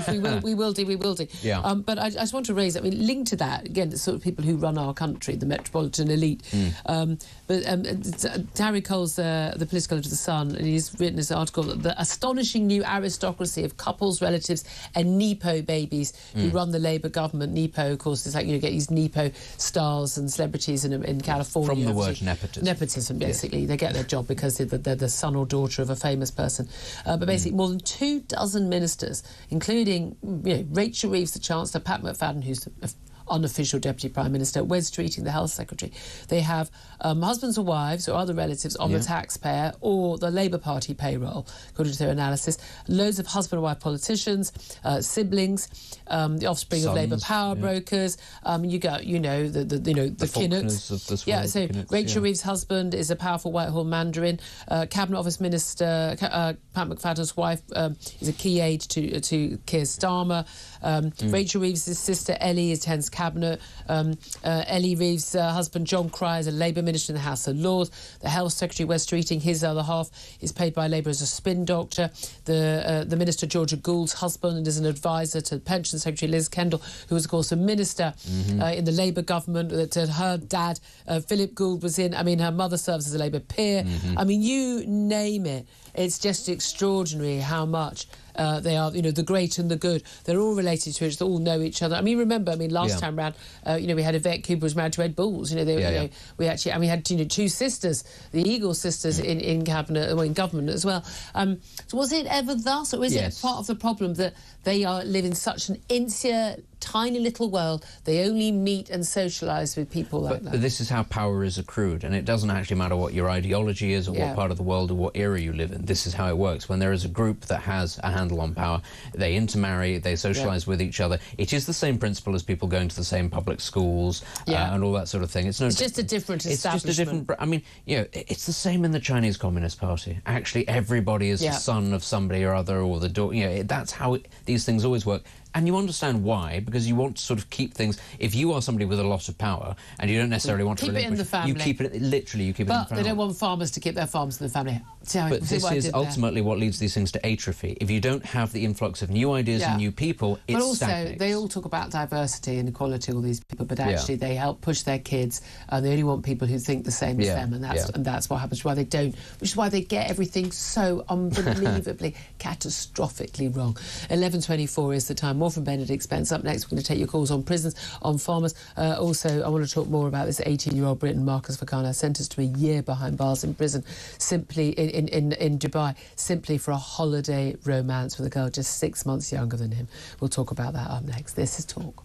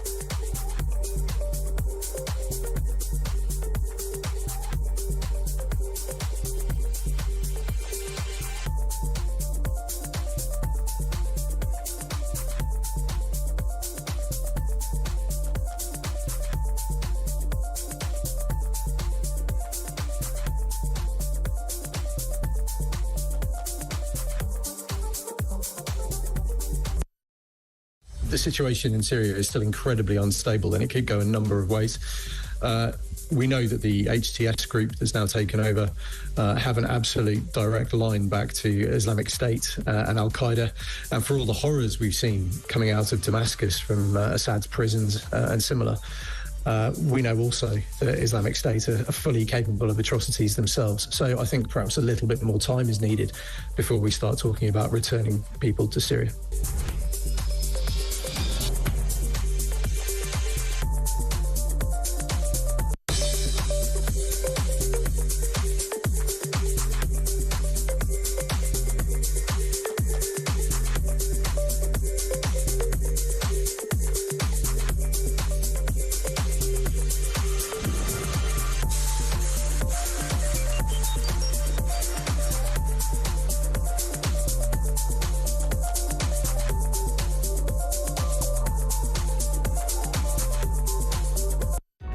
Across the UK, on DAB+, on YouTube, on the app, on your mobile, the home of common sense. This is Talk. Good morning. Welcome back to the show. 11:27 is the time. Very much appreciate you joining us. Benedict Spence is still with me. And let's go straight to the phone lines. And we're going to talk about prisons. A lot of you actually get in touch. Actually, I'm going to read a couple of the messages we've got on text and on Twitter as well about prisons and basically prison plans being sort of forced through the planning system, whether people object or not. I'm wondering what your reaction is to that. Neil says that we need dozens of new prisons in the UK. Building them is one thing that I support Labour doing, although 4 isn't enough. Exactly. Mark says they need someone to put people who exercise free speech. Yeah, exactly. Do you find it extraordinary? Well, we can't put anyone who shoplifts in prison, but yeah, somebody wrote a hurty tweet. It is extraordinary. Gareth says, if they can't properly staff the existing prisons, who will staff the new ones? A very good point. Sean says, who's going to be incarcerated in them? Somehow I don't think it's going to be burglars, muggers and drug dealers, especially if they come from a certain demographic. And Dylan says, we need more prisons, end of. Maria says, about blooming time. However, I do wonder whether the prisons will be full of criminals or, as many people are pointing out, or those exercising their free speech on Twitter. Well, let's go to the phone lines. And Rick is in Portsmouth. Good morning to you, Rick. Hello, Julia and Bandit. How are you? We're both very well. All the better for hearing from you. Rick, what do you want to say? Basically, I've got no problem with the prison being built where I live because there used to be one, but guess what? It got turned into flat, Kingston. I bet they're lovely luxury flats as well. One of those old, lovely Victorian buildings. It is, yeah. They're proper swanky. They're very nice, yeah. He said, don't worry, everyone. He said swanky. It's okay. Everyone looks a bit anxious then for some reason. Don't know why. OK, so you would be quite happy to have another prison built near you, but why do you think most people would object? I call it NIMG, not in my back garden, because most people don't have yards these days. It's only up north, don't they? I call them NIMG. I don't know why they've got a problem. They've got to be built, and they want the people put away, but they don't want the prisons built near them. It's different. It is different. It's literally like you look out your back window and there's a prison. I think that's different, but that's not the case. They're often built miles and miles away. But we had a caller, Mike, earlier pointing out that the local roads can get blocked up. Because they're built far away, and that's the only road that could be used. But is it just about how it's done and making sure that it doesn't impact the local community in terms of roads and things like that? Yes, it is. Have you seen the film Johnny English? No, I haven't actually, but I know the one you mean. Yeah. Yeah, it's like a takeout from James Bond sort of style thing. Basically, they wanted to they're on about turning England into a giant prison. I thought, why didn't they just kick everyone out of the Isle of Wight and do it there? I mean, people in the Isle of Wight might have something to say about it. Maybe. Isle of Wight's very nice. I'm not sure. I'd rather put people somewhere. I say Chagos Islands. St Kilda. We still have them. South Put them in Georgia. the Chagos Islands. We've got quite a few. I'd like to point out, if you live on the Isle of Wight, can you send your complaints to Rick? And not to me on that front. Rick, thank you for your message. Appreciate that. He's relatively-ish near in Portsmouth, just obviously starting a little bit of a beef there with someone he knows the other way. Let's go to Mike, who's in Warwickshire. Mike, you want to talk about the farmers' protest? Yes. There's two elements to this. The first is that the government need land to build all these houses that we wouldn't need if there wasn't so many people in the country. Fair point. So one way to do this is to put an inheritance tax on farmers, because they generally, family farmers buy villages, tax them, make them sell the land and turn them into houses. You think this is all a big cunning plot? Well, we've got a bit of feedback there. Yeah, but who would put anything past this government? Well, here's my thing, and it's the same as when people think about these big conspiracies about COVID and things like that. I've met these people. I'm telling you, these people can't plot to get on a bus, let alone plot anything that clever. Well, possibly not, but that's where they're going to get the land from, and that's the biggest problem. I thought it was all going to go to solar farms. I thought it was we were just going to have solar panels everywhere and wind turbines, and we were going to eat those instead. Very nice too. Bit hard to boil, but the problem there, of course, is yes, some of it may go to wind farms, some of it may go to turbines, but there will be that much land because of vastly underestimated the number of people who are going to be affected here. Yeah. And that there will be that much land available. Some of it will go for housing in areas where there are villages where there's possibly Conservative voters, so they don't care. Yeah. Because they just want to get back at well, we had a Labour advisor. He said the quiet bit out loud the other week. Said, farmers don't vote for us anyway. I mean, that is the thing. We know who do vote for them. Train drivers, which is why they got that nice big pay rise. Mike, very much appreciate your call. Thank you very much indeed for that. 11:33 is the time. We're going to take a quick break. Then we are going to be talking to a former Labour special advisor. We'll talk about the strikes. We'll talk about these farmers, and also let's talk about the Nepo babies as well in the government as well. That's all coming up. This is Talk, the home of common sense.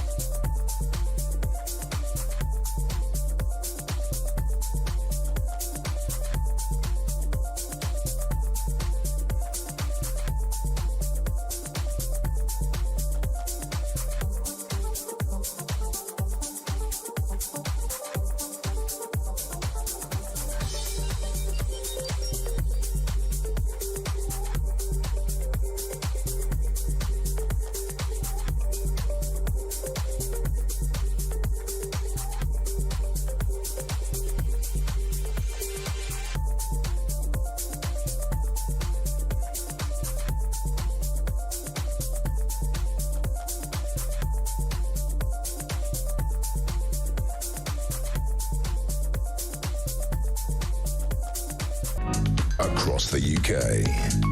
On DAB+, on YouTube, on the app, on your mobile. The home of common sense. This is Talk. Very, very good morning to you. This is Talk, the Home of Common Sense, with me, Julia Hartley-Brewer. Welcome back to the show. Benedict Spence with us as well. Let's talk right now about trade unions being angry. Benedict, as we were saying earlier, trade unions, particularly to the public sector, they always seem to be very angry, often incredibly militant.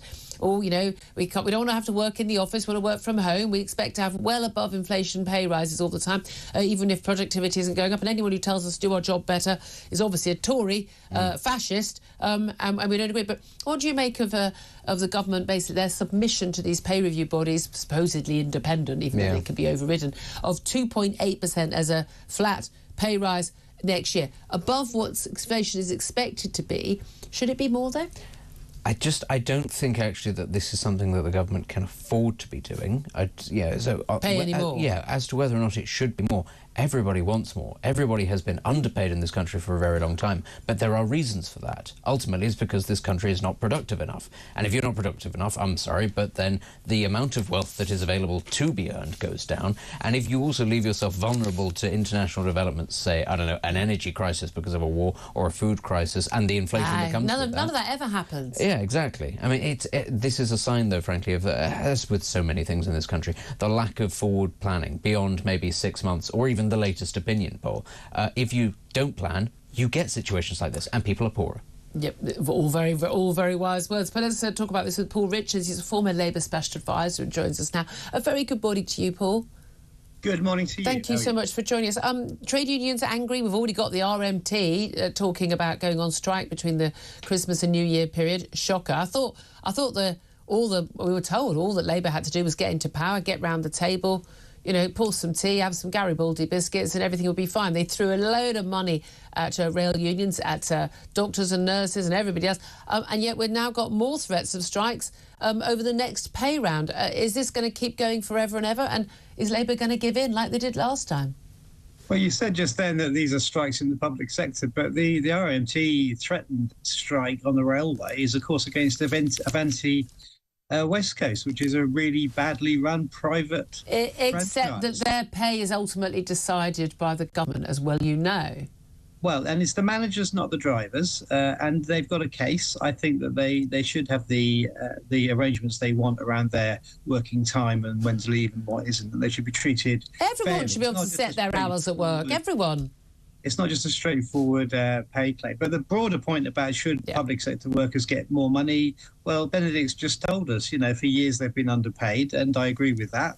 And what's the answer is to pay them more. And I think we have the mechanisms in place with pay reviews to do that. And don't forget, this is a good thing. If people have a bit more money in their pockets, they go and spend it in the private sector. They go and buy things. It depends where you get. Hold on a minute. It depends where you get the money from. We haven't got any money, so it's going to have to be borrowed. And the interest rates, you know, OK, they've come down, but we still have to pay for that interest rate. I mean, I don't agree with Benedict and you, actually, that, you know, public sector work has been underpaid. Actually, in terms of pay rises, in terms of public sector pensions, actually, until 2010, and the Tory government came in and actually sort of, you know, froze or just 1% pay rises for lots of public sector workers.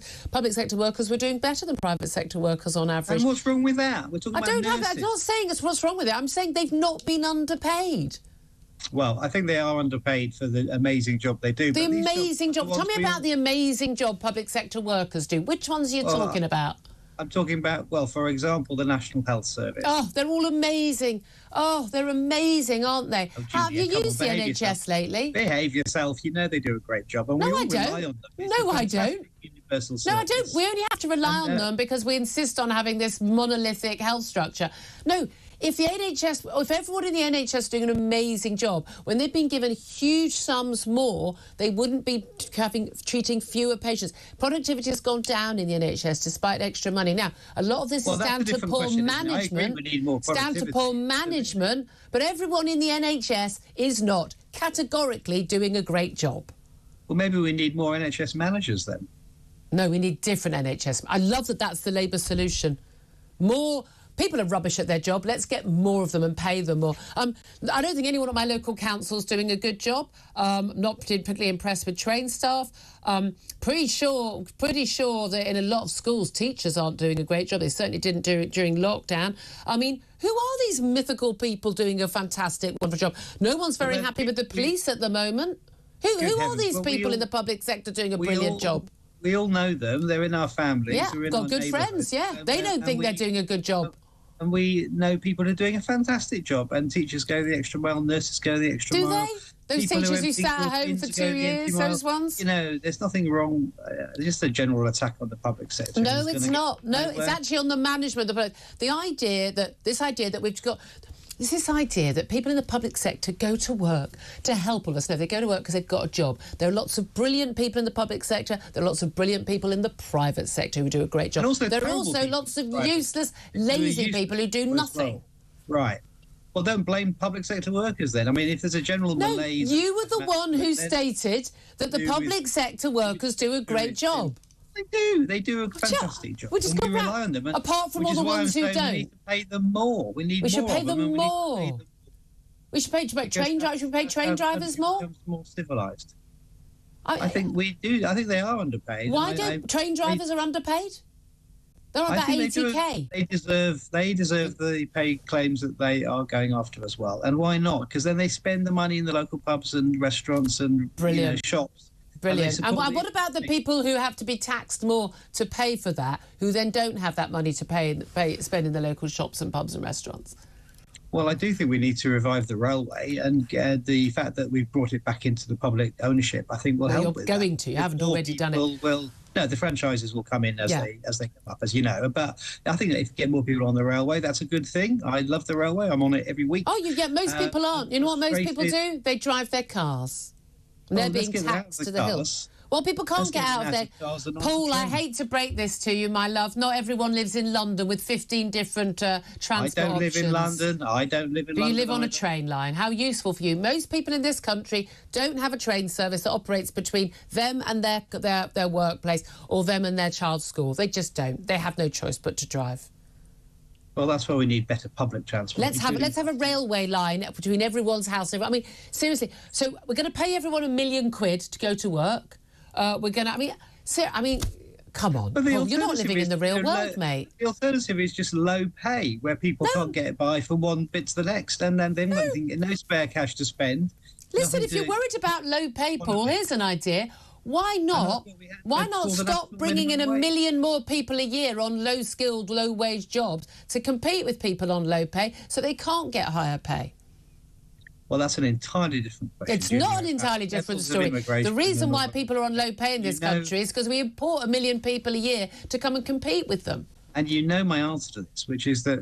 Pay them £1 million too. Be good for the economy. You know, historically, we have benefited from... No, we haven't. No, this is completely debunked nonsense. Drive the buses and to work in the National Health Service. And without immigrants, the National Health Service would fall over. No, it wouldn't. No, it wouldn't. That's absolute nonsense. Paul, we've been importing people on a mass scale for 20 years, and we've seen pretty much zero growth for most of those 20 years. If importing lots of people promoted growth, we wouldn't have seen that, would we? So how do you account for that? Well, because as our population gets older, we need younger, fitter people to do the work to pay for our pensions and our social care. Except that the vast majority of immigrants aren't net contributors. They don't earn enough money to pay enough tax to contribute to pay for themselves, let alone anyone else.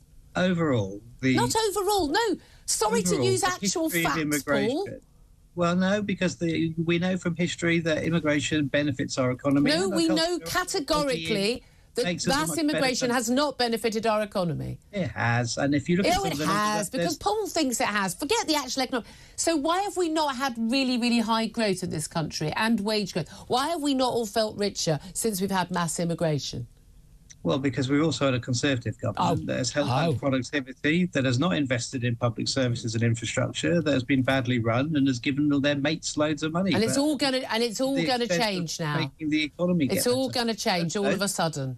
I hope so, and I think, if we get behind the Labour government, then actually things might start to improve. And I think, we need to stop tearing it down and doing down our country. We need to have a bit of hope. I think, God, your own Prime Minister was doing down the civil service only the other day, criticising it, and then realised, oops, I've upset the last few people who vote for me. A gentle prod, I think, rather than doing it down. Pretty critical, I thought.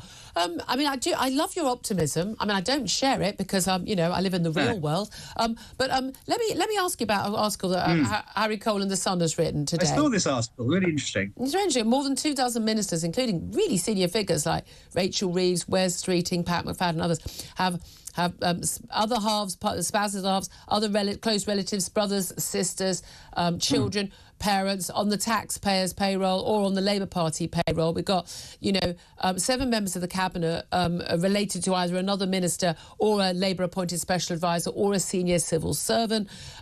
Rachel Reeves' own husband is a powerful Whitehall Mandarin. The Cabinet Office boss, Pat McFadden, he's basically the Deputy Prime Minister in all but name. His wife is a political aide to Sir Keir Starmer. Rachel Reeves' sister is an MP. She also attends Cabinet. Her brother-in-law, Ellie's husband, John Cryer, is a Labour minister in the House of Lords. You guys are as bad as, as frankly, the Saudi crown princes.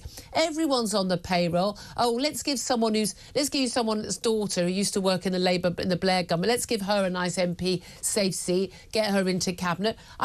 Come on. This is not what Labour's supposed to stand for. There's a perfectly good answer to this, which is that if you are involved in politics, you tend to, socialise and go out and date and marry ultimately and have children. People in politics. It's a funny world, politics, as you know from observing it for so many years. And it's a fairly sort of narrow gene pool, and people just tend to know each other, and so they'll go on and have relationships and be married to each other. But isn't that the problem? It's a very, very, very small insular world, and you only, particularly on the left, you only mix with people who agree with you on everything. No, I think you can look at, for example, football families, where fathers and sons both play football, where other They're trades not running like the law, country. people go into the law, journalism.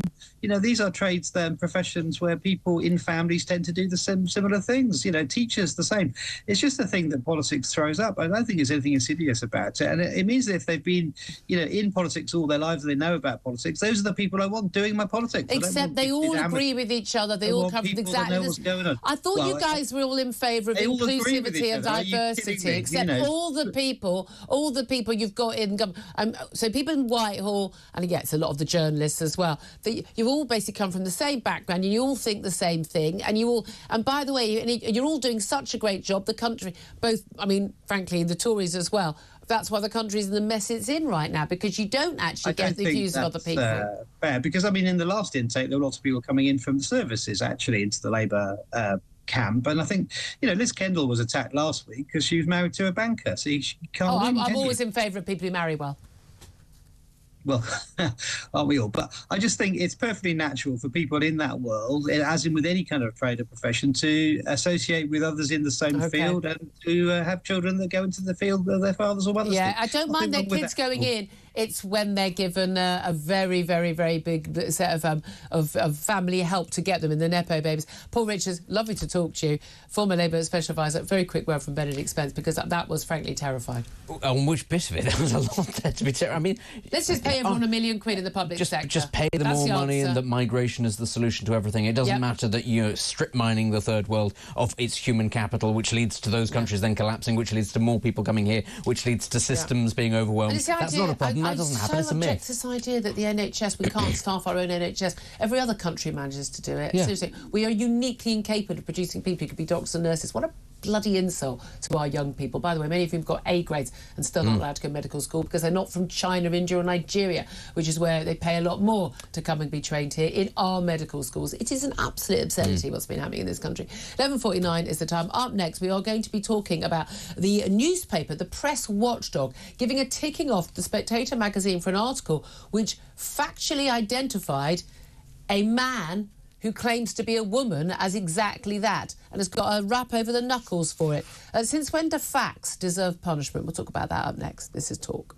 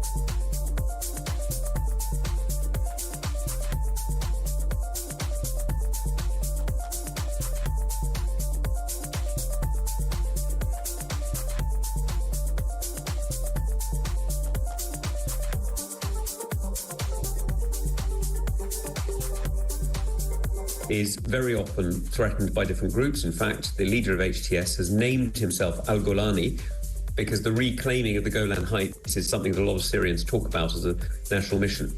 Now, I don't think it's unreasonable for them to want to make sure that their positions there are secure. Now, they're not taking it, they're not conquering it. All they're doing is putting down a buffer zone, and I'm sure that when the time comes, if there's a serious government in Damascus, they'll withdraw. They're not trying to claim the territory. What they're trying to do is to protect themselves.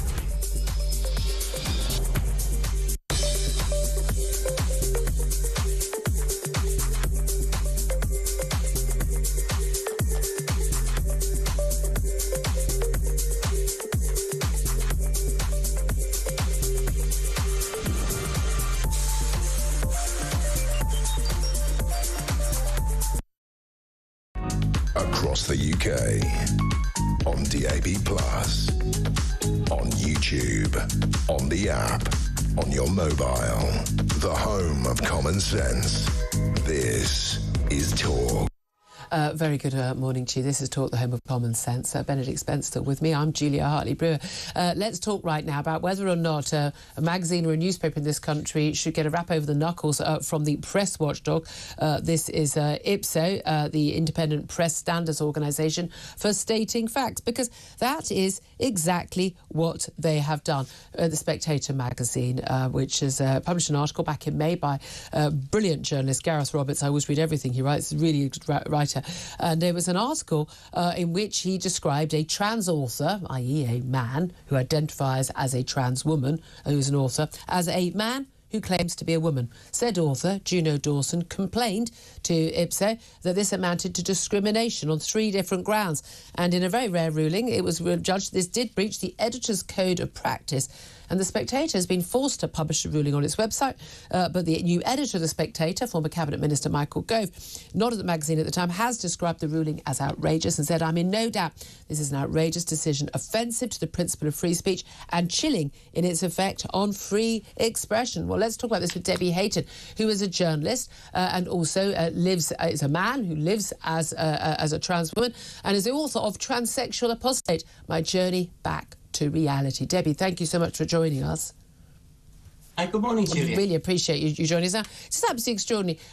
We've had an awful lot of stuff going on social media over recent years, of particularly women coming under attack, getting abused, being removed from Twitter before Elon Musk bought it and turned it into X, for stating simple facts, which you, who lives as a trans woman, completely accept and understand, that a trans woman is a man. That's literally what literally the meaning, no, trans woman is not a woman.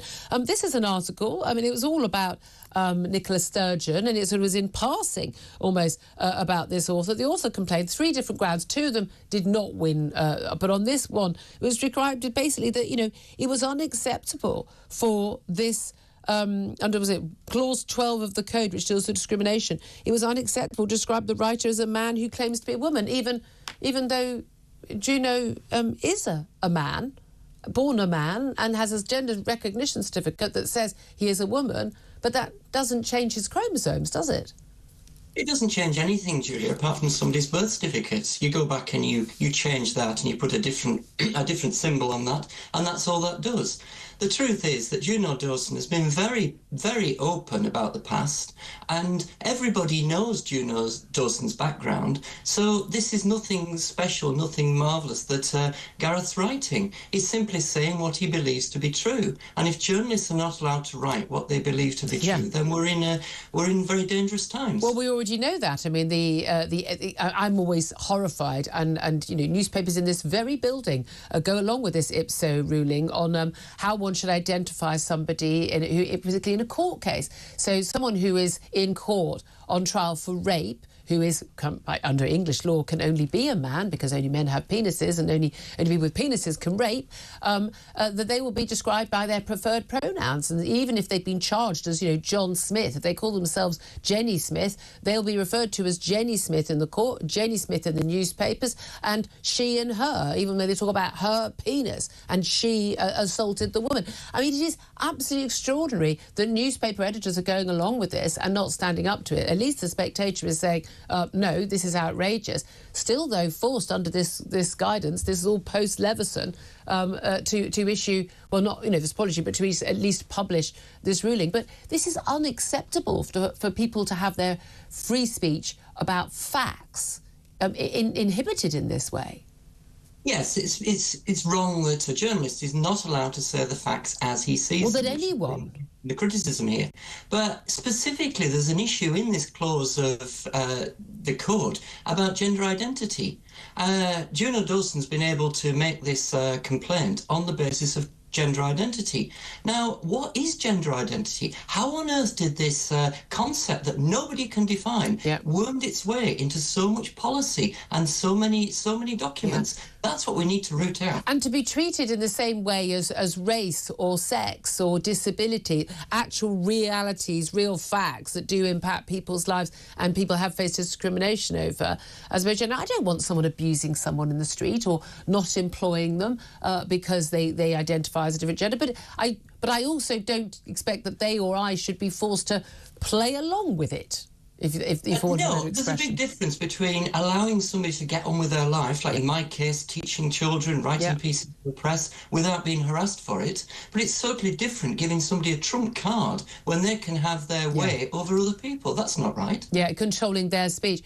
Do you think the editors need to stand up on this? And speaking as someone who lives the opposite gender from the one they were born, do you think that actually all of that nonsense has got to stop? And editors, and in fact, I implore on them to frankly grow some cojones, whether they're born with them or not, to actually stand up on this stuff, because it's about reality and fact, isn't it, more than anything else?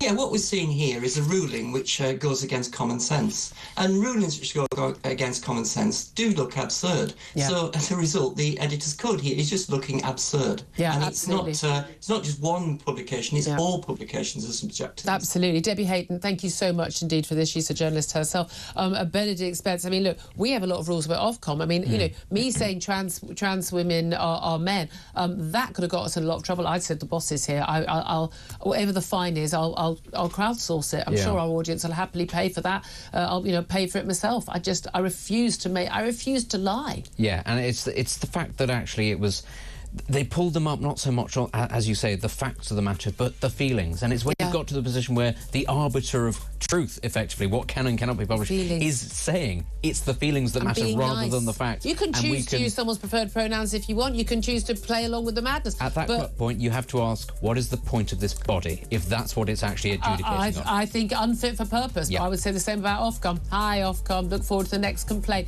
Anyway, this is Talk. We are the home of common sense. More coming up. This is Talk.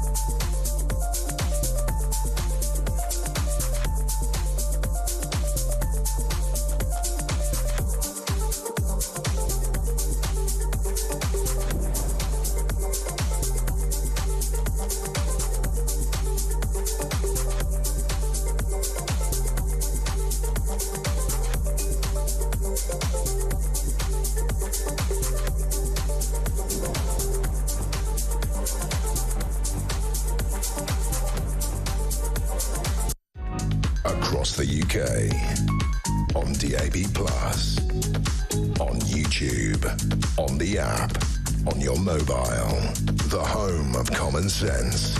This is Talk.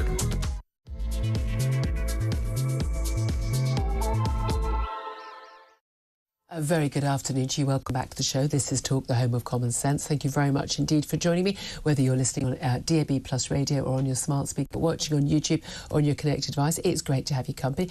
Still also to have the company of Conservative commentator Benedict Spence, who's been with us throughout the show and will stay with us for the next hour. Coming up in this hour, we're going to be talking about a recent debate at the Oxford Union.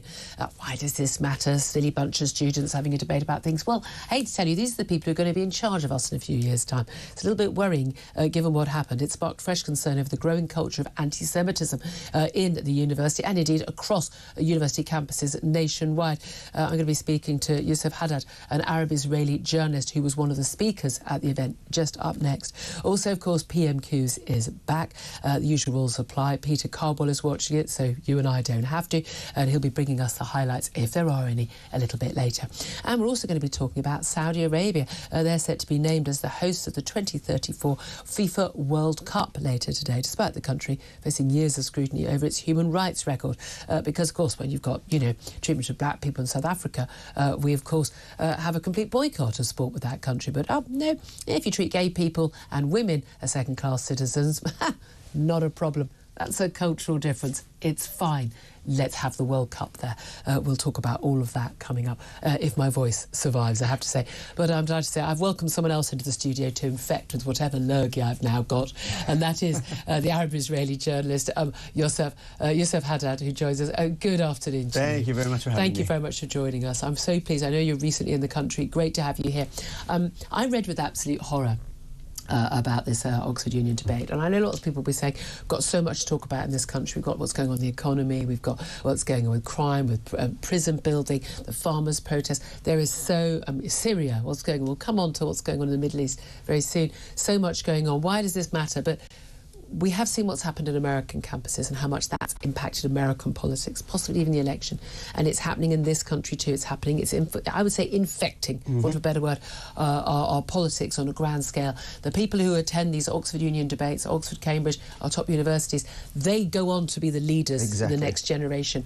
We, no doubt at all, have a massive issue with anti-Semitism growing in this country, but particularly in the academic field. For people who don't know, tell us what actually happened at this debate. What was the actual debate topic? First, I want to tell you why it matters. It matters because you guys are next. Right now is the topic between the Israeli-Palestinian conflict. Yeah. And the majority of those immigrants who come to the United Kingdom because they thought they can have a better life, yes? They're leaving the dictatorship, their own dictator, who raped their families, stole their money, didn't allow them freedom of religion, did not allow them freedom of speech, yes? And then when they came here, instead of adopting the values of the West, what they do is they're using the values of the West against you guys. Yep. And what do? Instead of combating them and instead of putting them in place, you're scared of them. And you're scared of them because they're also using the... what was the definition of, hey, if you criticize us, we're going to generalize all the Middle Eastern together, not just the extremists, who they are, and we're going to make you Islamophobe, racist, and you are feeling sorry. And that's why you're not doing anything. And this is why we saw what we saw in Oxford. Add to the fact that Qatar has been funding all those institutions, and you're silent, and they have a specific agenda. Now, Oxford is occupied by extremists, because the majority of the silent voice who are peaceful, they are irrelevant. And they don't turn up to these debates anymore. Not only they don't turn up on these debates, they run away from these debates because they don't want to be part of it. So only the extremists are there. And when we enter there, first of all, why do I, as an Arab from Israel, who comes to speak his reality, need to go to Oxford with 8 bodyguards? I'm in Oxford. You were told you should have bodyguards? It's not about being told. If we don't, I'm getting attacked. In Chicago, I was attacked physically. Outside of Columbia University in New York, I was attacked physically. In London, I have death threats against and you, as an Arab Israeli, and again, we're told Israel's an apartheid state, when in fact, of course, Arabs live very freely and have the same rights. I really want to tell you about Oxford, but just recently, Amnesty International, the human rights organization, categorized Israel as doing a genocide, but 2 years ago, they categorized Israel as an apartheid state from the river to the sea. Ask them what the name of the river and what the name of the sea, they don't understand or they don't know. But they can tell me, those white Europeans here in London, can tell the Arab who lives in Israel that I live under apartheid state. This is absolute nonsense. When, of course, we know that, people, running the central bank, there's the most senior court in the land, Arabs, Israelis.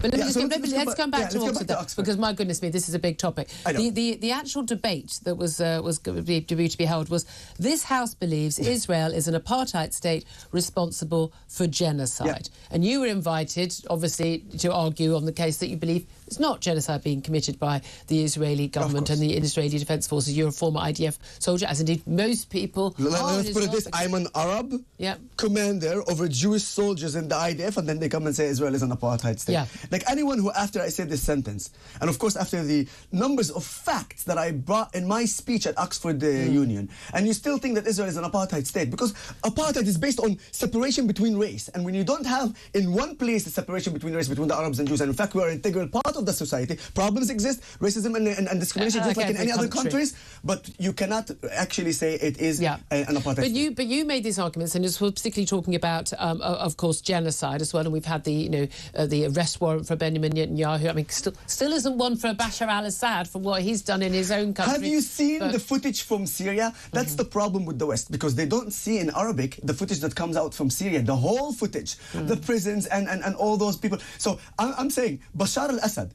is not under any investigation, and there's no arrest warrant against him, despite the fact that he did crimes against humanity in the worst kind, including genocide, including real genocide. Gassing his own people, 500,000 dead, all these years, but no intention. Of course, but then I go to Oxford Union, in front of those students, majority of them, they speak Arabic. This is the thing, in that debate, an awful lot of Jewish students chose not to come because they felt fearful for their own safety after facing threats and intimidation.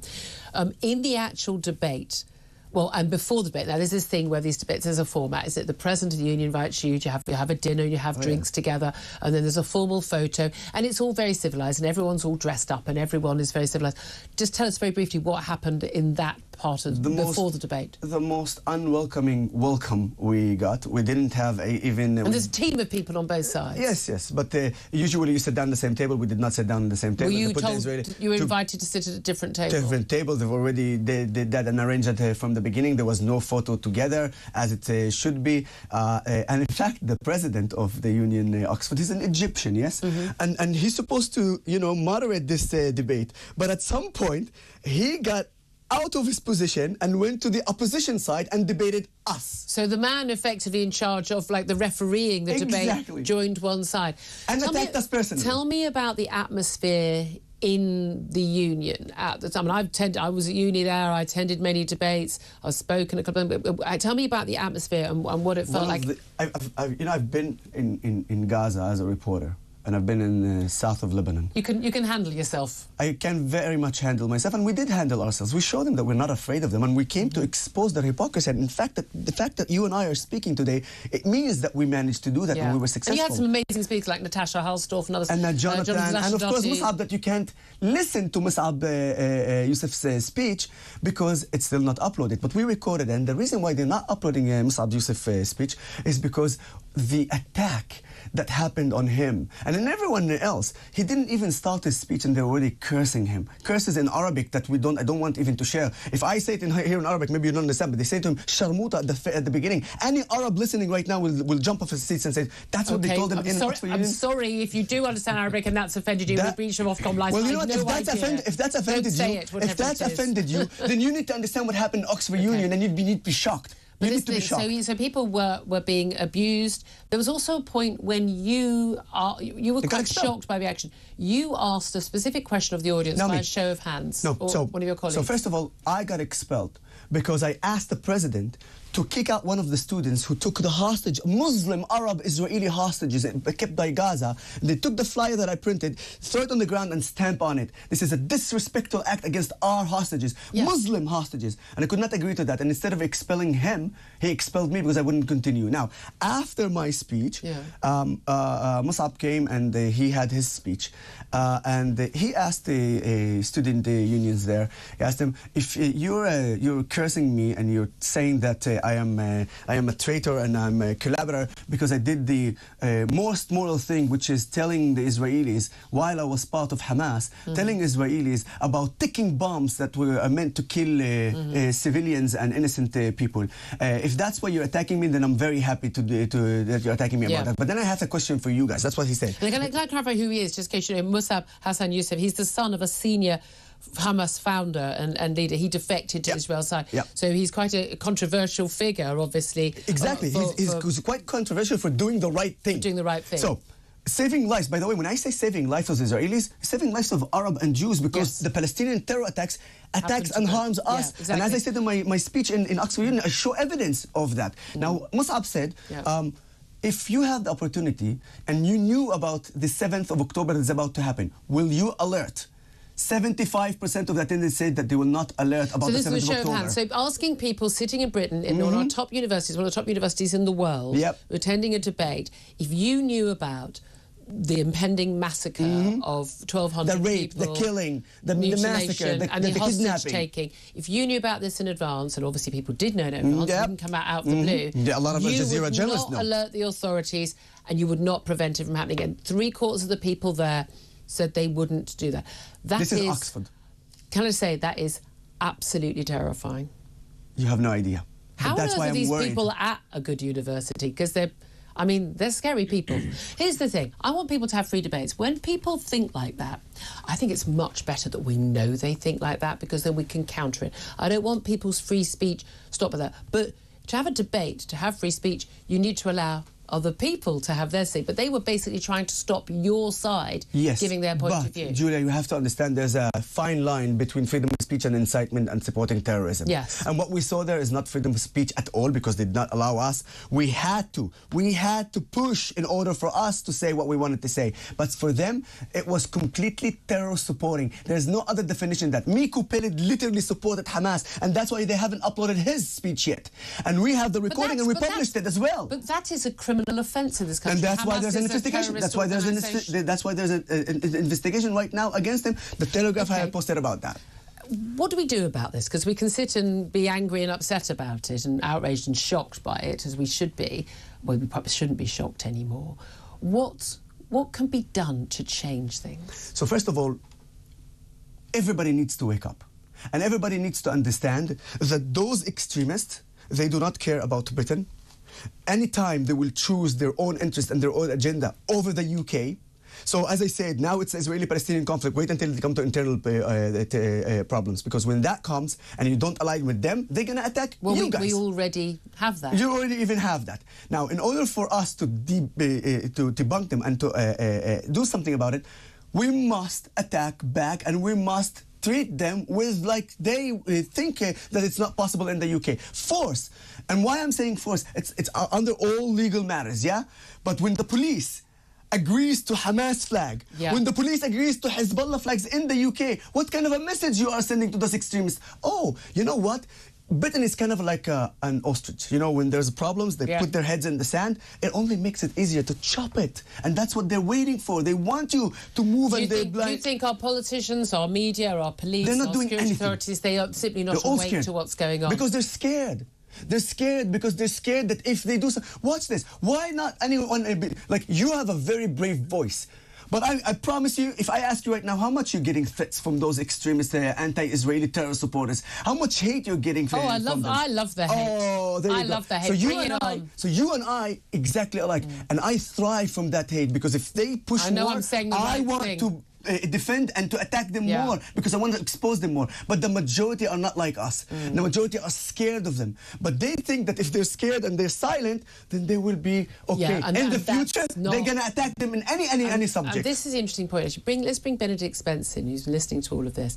And that's part of the arguments that Benjamin Netanyahu gives, isn't it? Which is that sort of, we're protecting civilization. After us. They ain't just coming for the Jews. They're not just coming for Israel. After us, now we've seen what's happened in Syria and the absolute collapse of the Assad regime, and it is absolutely extraordinary that we've got an arrest warrant for a democratically elected Prime Minister of Israel, who, and there isn't one for Assad, even though Assad has been committing his atrocities for well over a decade. What do you make of this battle? I mean, this is, of course, interesting in that we are very insulated here in the UK and in the West more broadly from just the broad concept of ethnic and religious-based politics and conflict around most of the rest of the world. It's not unique. Northern Ireland is what we know. It's not unique to the Middle East, but there is a lot of it, actually. You see this right now in terms of what's going on in Syria, is that HTS, Hayat Tahrir al-Sham, have been going to the Druze community and to the Christian community saying, don't worry, we're not going to genocide you, we're not like them. And everybody's still kind of sat on their hands going, yeah, but do we trust you? We kind of know who you used to be.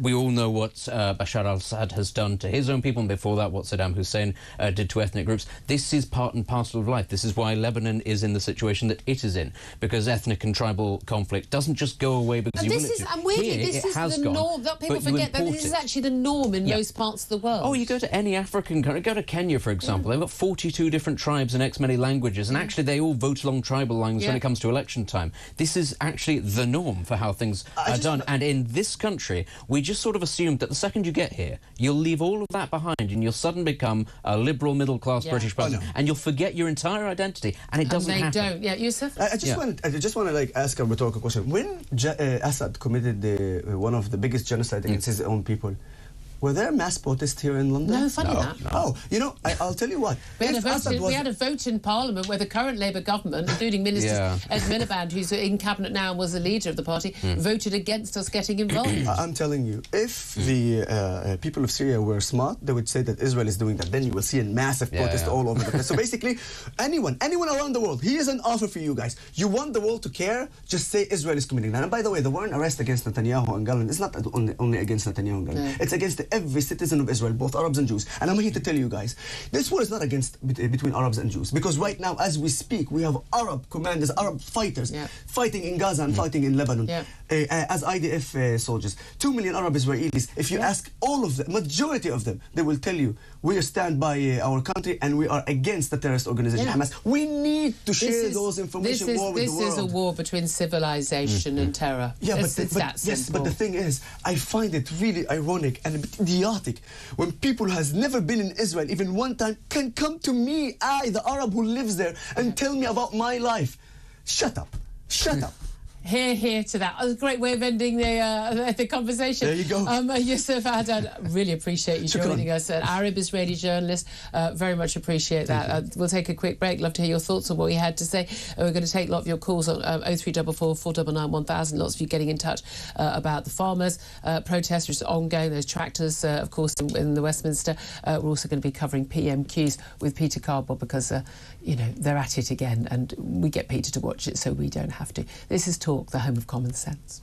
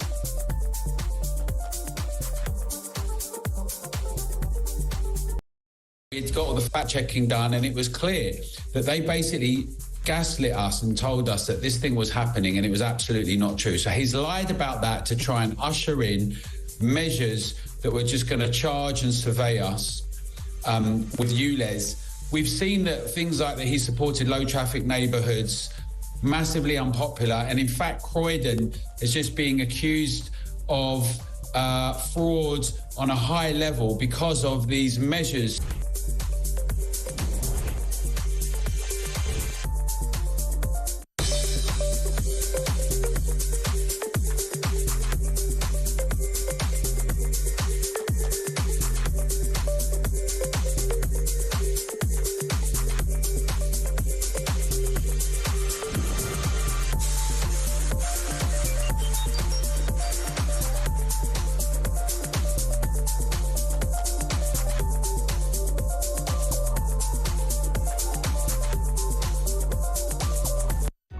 Across the UK, on DAB+, on YouTube, on the app, on your mobile, the home of common sense. This is Talk.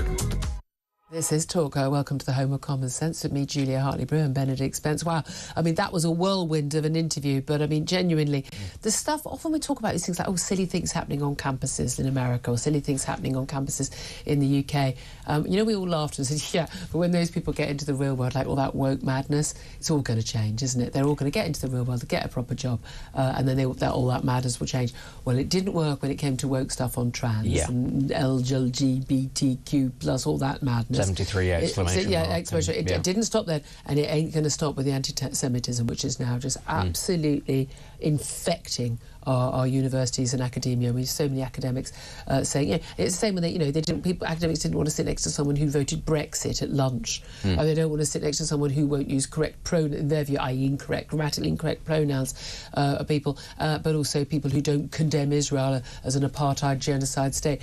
We are in scary, scary territory, and it's the woke left that are pushing a lot of this, but it's also imported people bringing, as you say, internecine, sectarian, religious battles to our shores. And we are too scared. We say we, you're not, no. I'm not, but as our a politicians nation, are. As a nation, we do not useless. Challenge it. We challenge racism, even where it doesn't exist, amongst the people who have been here for generations, but new arrivals, we say nothing at all. And it is to their detriment as well as ours. How are they expected to become functioning members of British society if we just go, oh, a little bit of anti-Semitism, best not talk about it, it'll probably work itself out. That's it. It doesn't. And it is one of the things people talk about, the rise of anti-Semitism in this country, like, oh, who's doing it? Oh, I can't talk about that. That'd be a bit uncomfortable. But come on, let's have a reality check.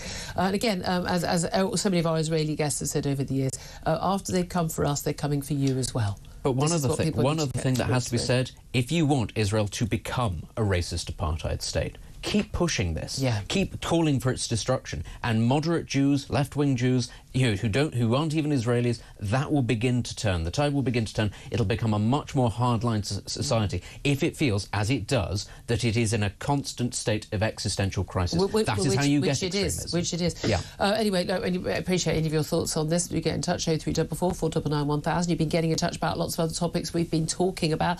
Let's go to Alan. He's on the line in Dorset. You've been talking about farmers and these massive farmers' protests in Westminster today. We spoke to a farmer a little bit earlier on the show. Alan, what do you want to say? Oh, hi, Julia. Hello. My issue was really, I just want to take issue with something you said earlier. That basically inheritance tax was less of a problem if you were selling a factory or a shop. Now, firstly, I want to say that I've got immense sympathy for the farmers. It's absolutely despicable that they've had inheritance tax applied to them, and it's just so wrong on so many levels. But it also is for small businesses and potentially for society and employment. The issues are much bigger when it's applied to a small business.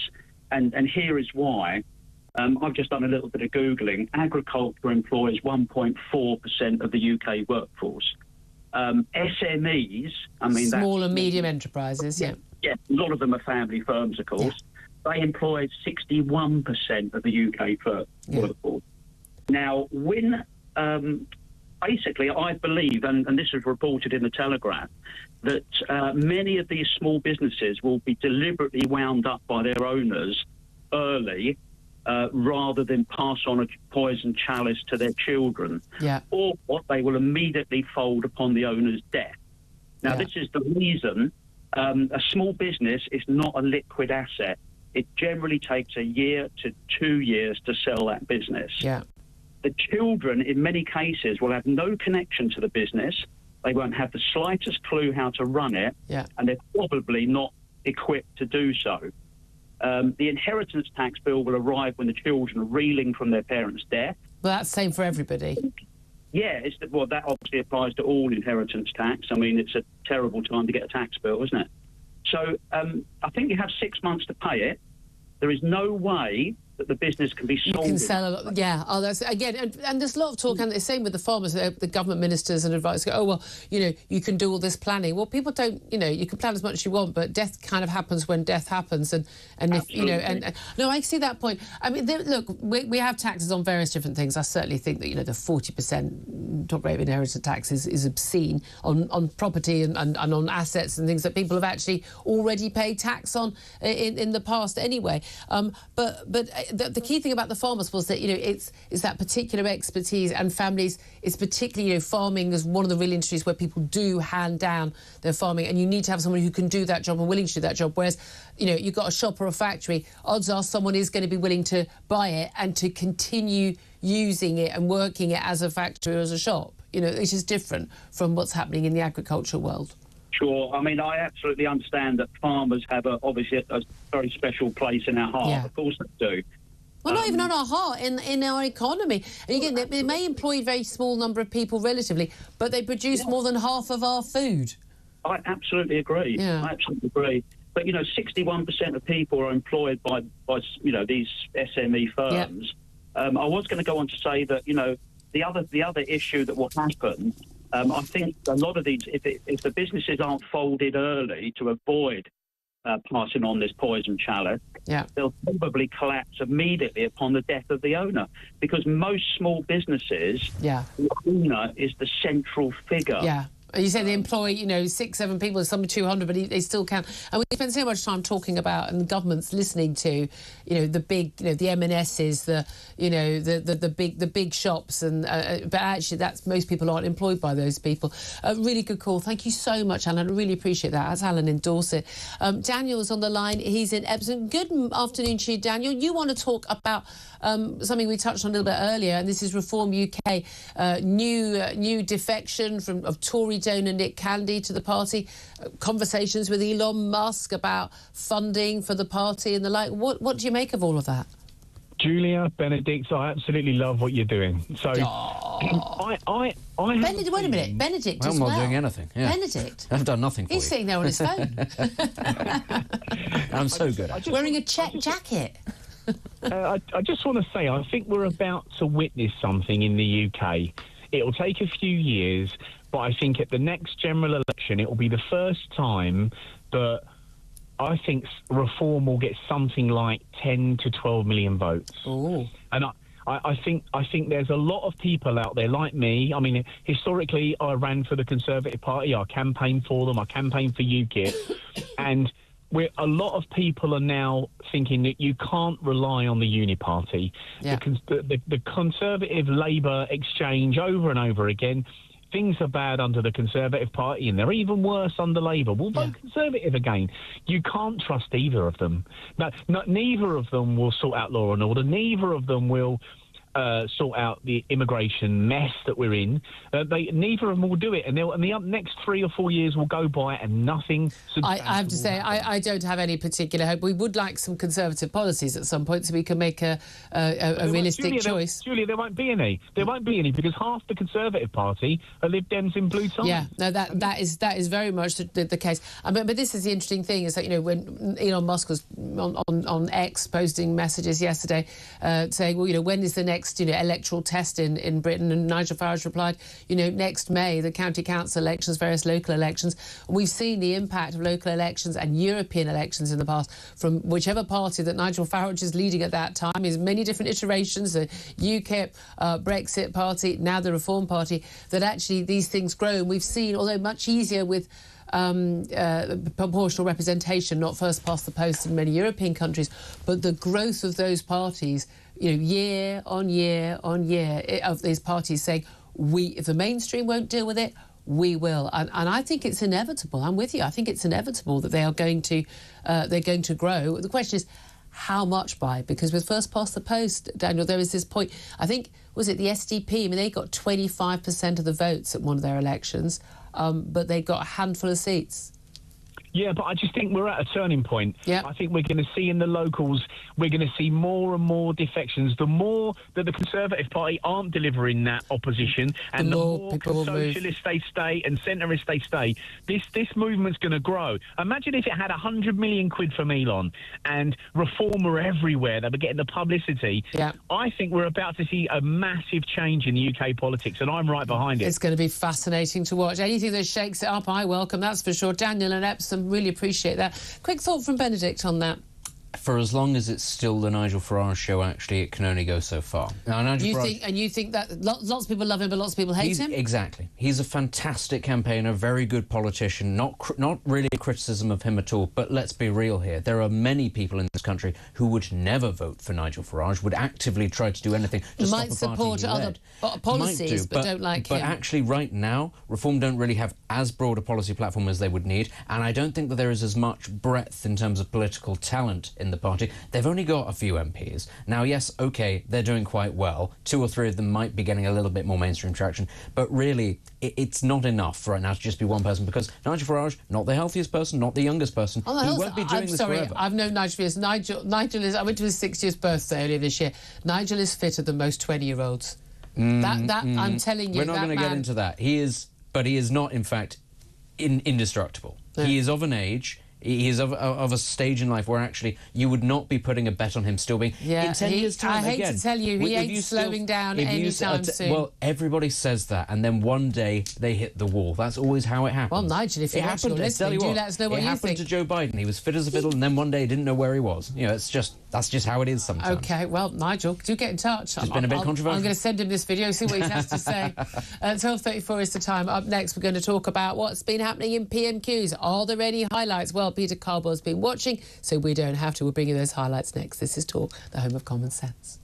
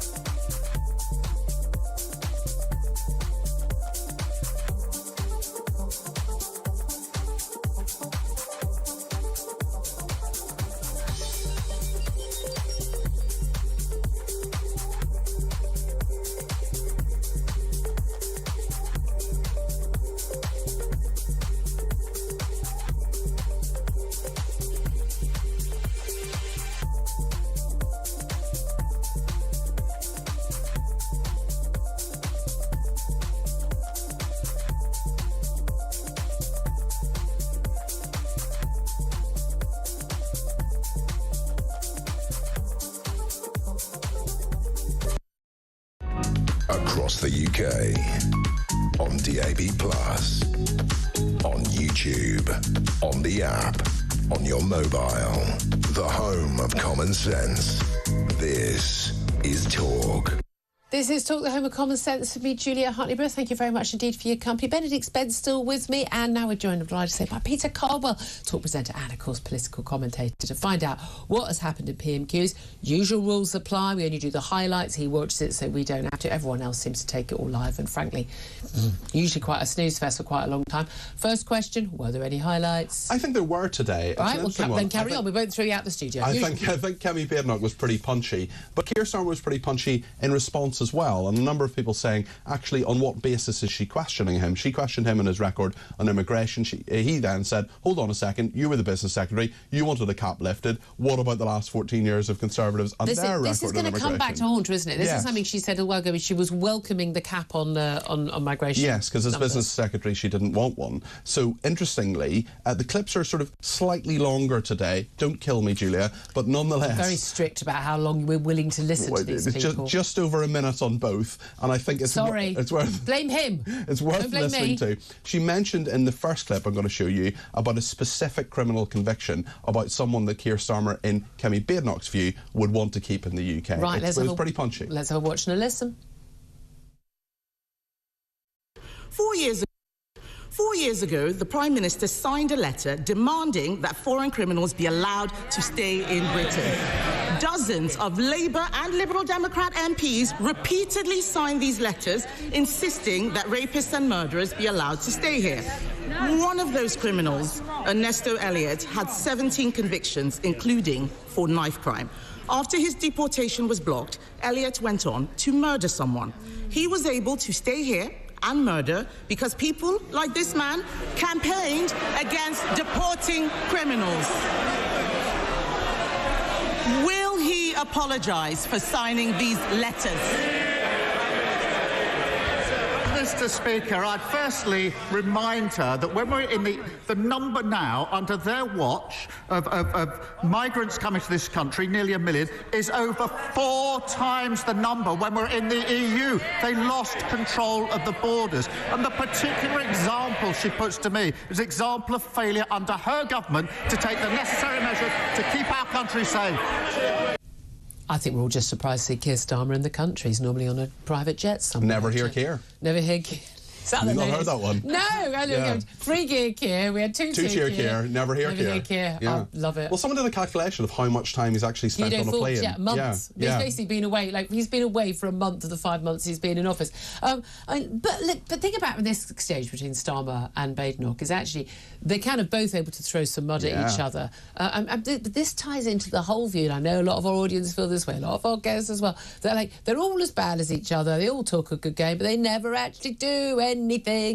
And she was talking again a little bit later in their exchange about backing criminals over law-abiding British people. There was a lot of back and forward on that. A little bit about Assad as well. She was saying, will Keir Starmer take the side of the British people and strip citizenship from jihadi terrorists and supporters of Assad? Yeah. This was quite punchy as well, a little bit later on in their exchange. OK, well, let's have a watch and a listen to this exchange.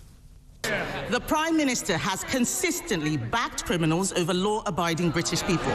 He defended terrorists like Hizb ut-Tahrir in the European Court. He argued all immigration law had a racist undercurrent. He voted against life sentences for people smugglers. He voted against more than 100 measures to control migration. He even said it was wrong. He even said, Mr. Speaker, that it was wrong when the Conservatives took away Shamima Begum's citizenship. Now he has appointed her defence lawyer as his Attorney General. Mr. Speaker, events in Syria mean we may see more small boat arrivals. For once, will he take the side of the British people and strip citizenship from jihadi terrorists and supporters of Assad who want to come back and destroy this country? Prime Minister. Mr. Speaker, I was Director of Public Prosecutions for 5 years. Unlike anyone on their benches, I was prosecuting for 5 years hundreds of thousands of criminals. That includes huge terrorist gangs, rapists. I was working for 3 of those 5 years with the then Home Secretary Theresa May, who commended the work that I did at the end of those 5 years. Keir Starmer was Director of Public Prosecutions. Hold on, what? He never mentions it. No. I mean, does anyone know what his father did for a living as well? I heard, actually, there's a rumour, can't confirm this, but I heard the father might have made tools in some way. that? Maybe. I mean, who knows? Who knows? Did you hear that, Brandy? I mean, look, this is an interesting exchange. You said they're quite fiery. It's got quite personal. It's like you did this, you did. They're hitting back at each other. But does this not just play into the whole? Of course it does. Of course it does. Feeling that most people feel that. And she said as well, we've acknowledged where things went wrong. We've seen the Conservative sort of semi-apology over immigration previously. But you're absolutely right. It's saying, well, you made mistakes. And when she talks about his record in immigration, well, actually, he wasn't in government for the last 14 years. She kind of was. So it's tricky ground for Kemi being. Yeah. It was and punchy. she was a senior member of the government as well. And Benedict Spence, I mean, do you think this stuff is going to have any traction? I don't think it is, no. I'm sorry, I'm still slightly bemused by the idea of him being director of public prosecutor in the same room as Theresa May for 3 years. I don't know if it's possible to die of a boredom-induced aneurysm, but that is possibly the dullest possible sort of combination of people that you can... Honestly, just... Do you want to come to the office Christmas party? I'm washing my hair that night. We haven't told you when it is. No, but I'm definitely washing my hair that night. I tell you what, though, if the COVID had happened on their watch and they'd invited people around for a party in Number, nobody would have turned up. We'd have never been in this situation. That's the truth. What about what's been going on outside Westminster today? Of course, we've got farmers' protests. We spoke to one of the farmers leading the protest. Huge number of tractors. Last time around, they said, just a couple of tractors. We're not going to block the roads. This time around, hundreds of tractors, hundreds of farmers. Really big, really noisy, big affair. They want to... They ain't going away. They're being noisy. They want people to pay attention. Was there any mention of this, any acknowledgement of this in the actual chamber? Yeah, a couple of MPs, including Sir Ed Davey, the leader of the Liberal Democrats, talking about this. He criticised both the Conservatives and Labour in terms of how they've treated farmers over the years, and certainly in regard to this protest today, there was definitely... I mean, I heard people inside, I was messaging some people inside the House of Commons saying they could actually hear, the horns being beeped and all the rest of it. Yeah, when you see people checking their phones in PMQs, it's because they're answering messages from Peter. It's his fault. Yeah, so the protest is live, it's there, and certainly their voice is being heard. It did come up in Prime Minister's questions, but not nearly to the same degree as it did with the previous protest a couple of weeks ago. Yeah, indeed, but again, and yet it's a bigger protest. I mean, how much damage do you think that's doing? Because we've got, so much ill feeling towards the Prime Minister and the Chancellor at the moment, with that big reset, relaunch speech that wasn't last week. By the way, forgotten by everybody already. Milestones. We're just mocking them for milestones and foundations and all that. Nobody knows what any of them are. No one knows any of them are. I don't think they know what any of them are. But this big speech, it's just all forgotten, and then he sods off to the Middle East, kowtows with people who... there he is inviting the Saudi... Mohammed bin Salman. The man who orders the murder and dismemberment of a journalist. Oh, come and watch a football match. Yeah, come and see Arsenal. He really just... The man again, no morality. I don't care how much money these people have got. They're crooks. And this is the thing. So we kind of forget all that. There's just so little good feeling towards this government. You've got the diehards. We spoke to Paul Richards earlier, former Labour Special Advisor, really, coming down. But they're even upsetting, the public service union people. They've got the farmers. He's had to apologise to anyone civil who knows service. Anyone on... He's had to apologise to civil service in the last few days for saying they, were sitting in a tepid bath of mediocrity or whatever it was. Which they are. And also the fact that, in his own party, look at the poll ratings. We've had, it was only one poll over the weekend, but you had the Conservatives first, Reform UK second, Labour third. Like, that is really good. 5 months into an administration. Yeah, you should be riding high, absolutely riding high for these first months. What do you make of, particularly about what's going on with Reform? Because we had Reform UK, they've been announcing various defections of various people. Some of them, just sort of people that you and I would know well, but not necessarily sort of household names or former MPs like Andrew Jenkins.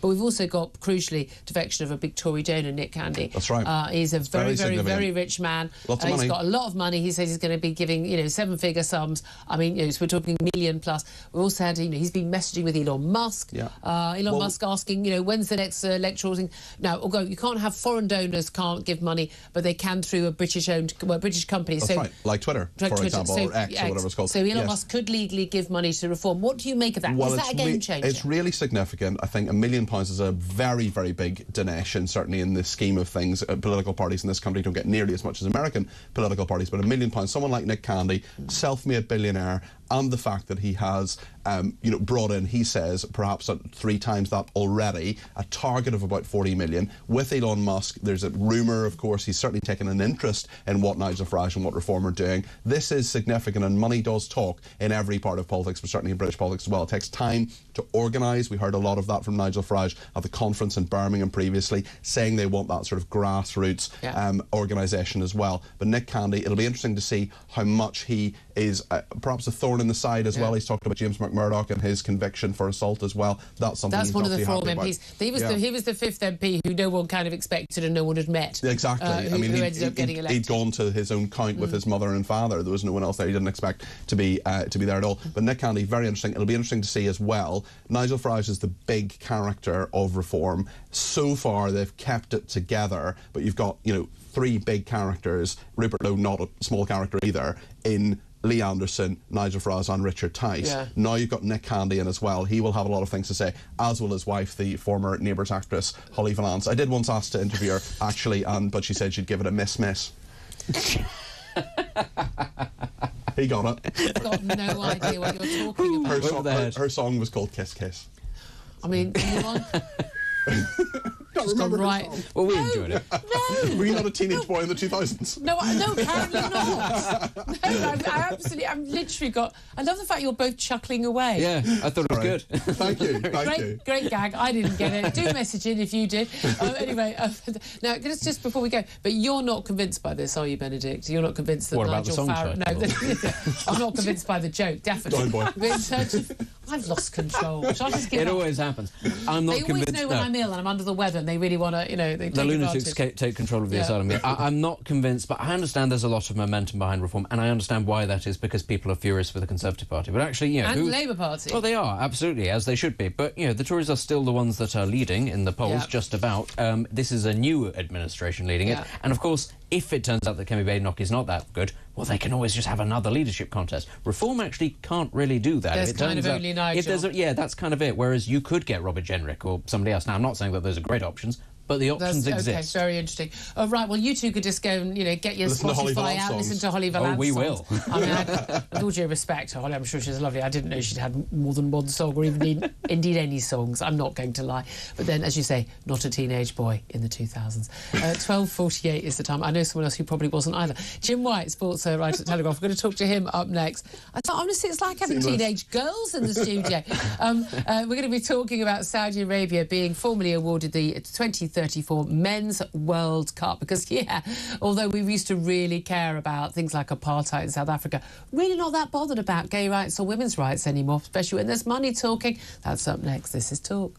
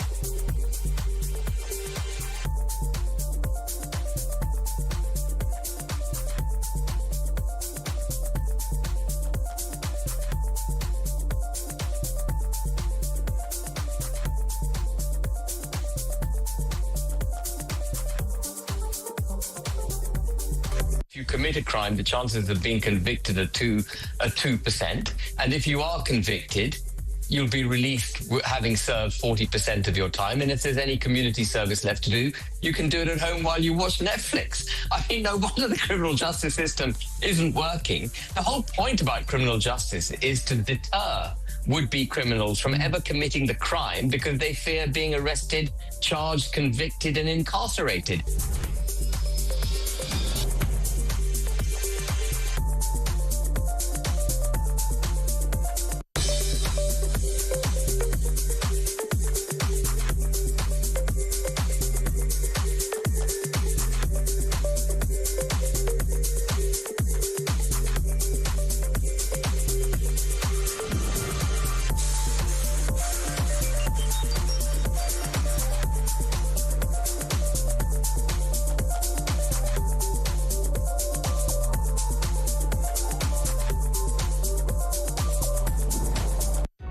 Across the UK, on DAB+, on YouTube, on the app, on your mobile, the home of common sense.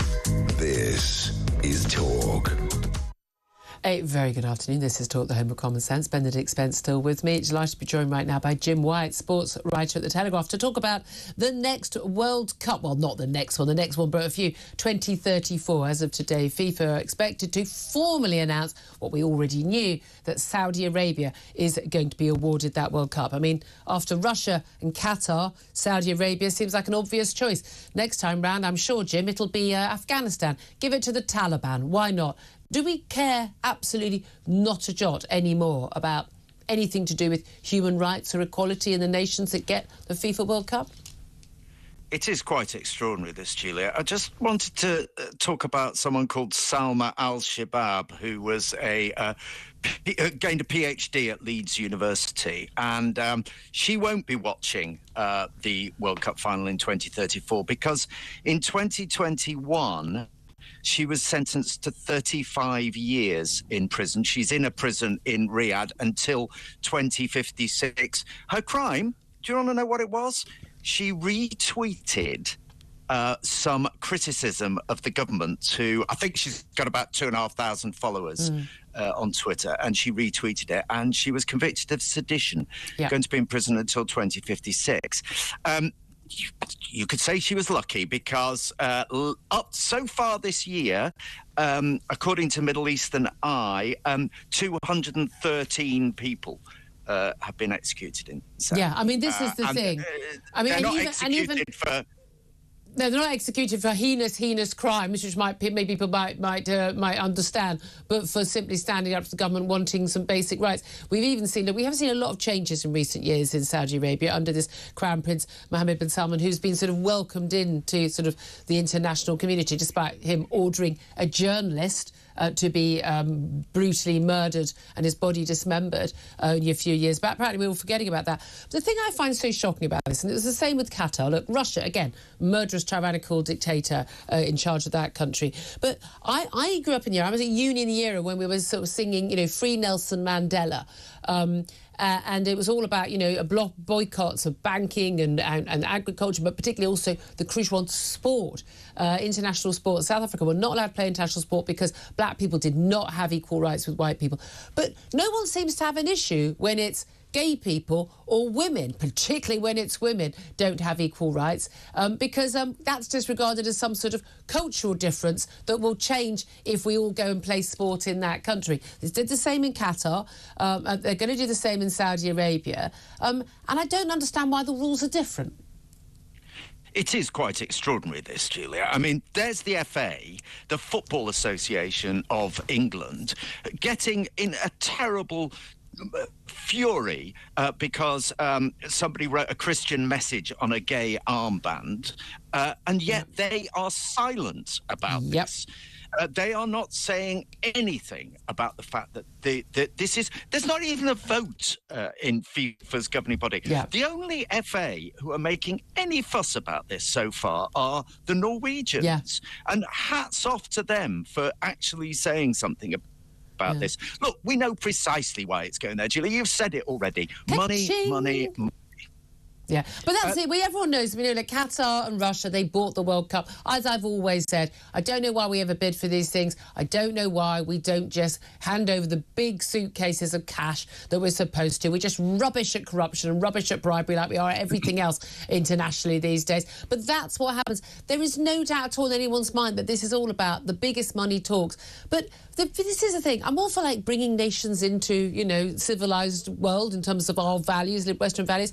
But if they don't actually ascribe to any of them, and we know there's also, same with Qatar, massive issues over the rights and the treatment of migrant workers as well, then we shouldn't be rewarding these countries. And yet everyone will go, oh, we're a bit unhappy, and the BBC and Sky will do a few little reports on it. But fundamentally, we'll all go along and we'll all cheer and the fans will turn up and everyone will say it was a great success and the country will be exactly the same as it was the day before.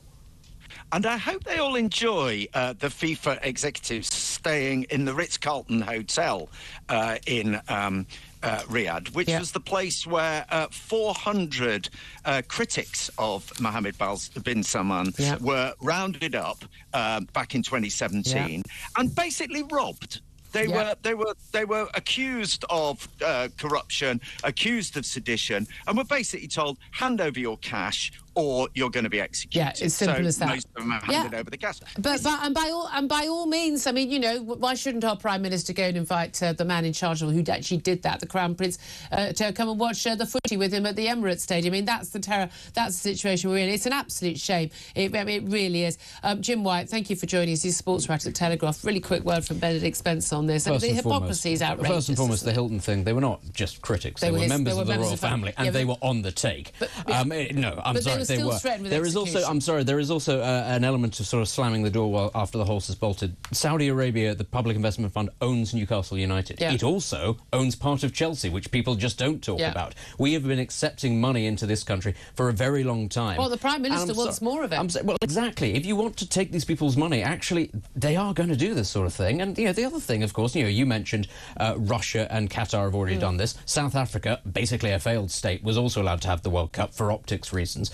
No, I think there was a good reason for that. No, it's a failed state. It's a failed state, and it was to massage the reputation of the regime. But ultimately, Saudi Arabia is too important a country to ignore. You don't like these countries, fine. These are the ones we do business with. You cannot like them, you can do trade with them, you can sell them weapons, but you don't necessarily need to award them these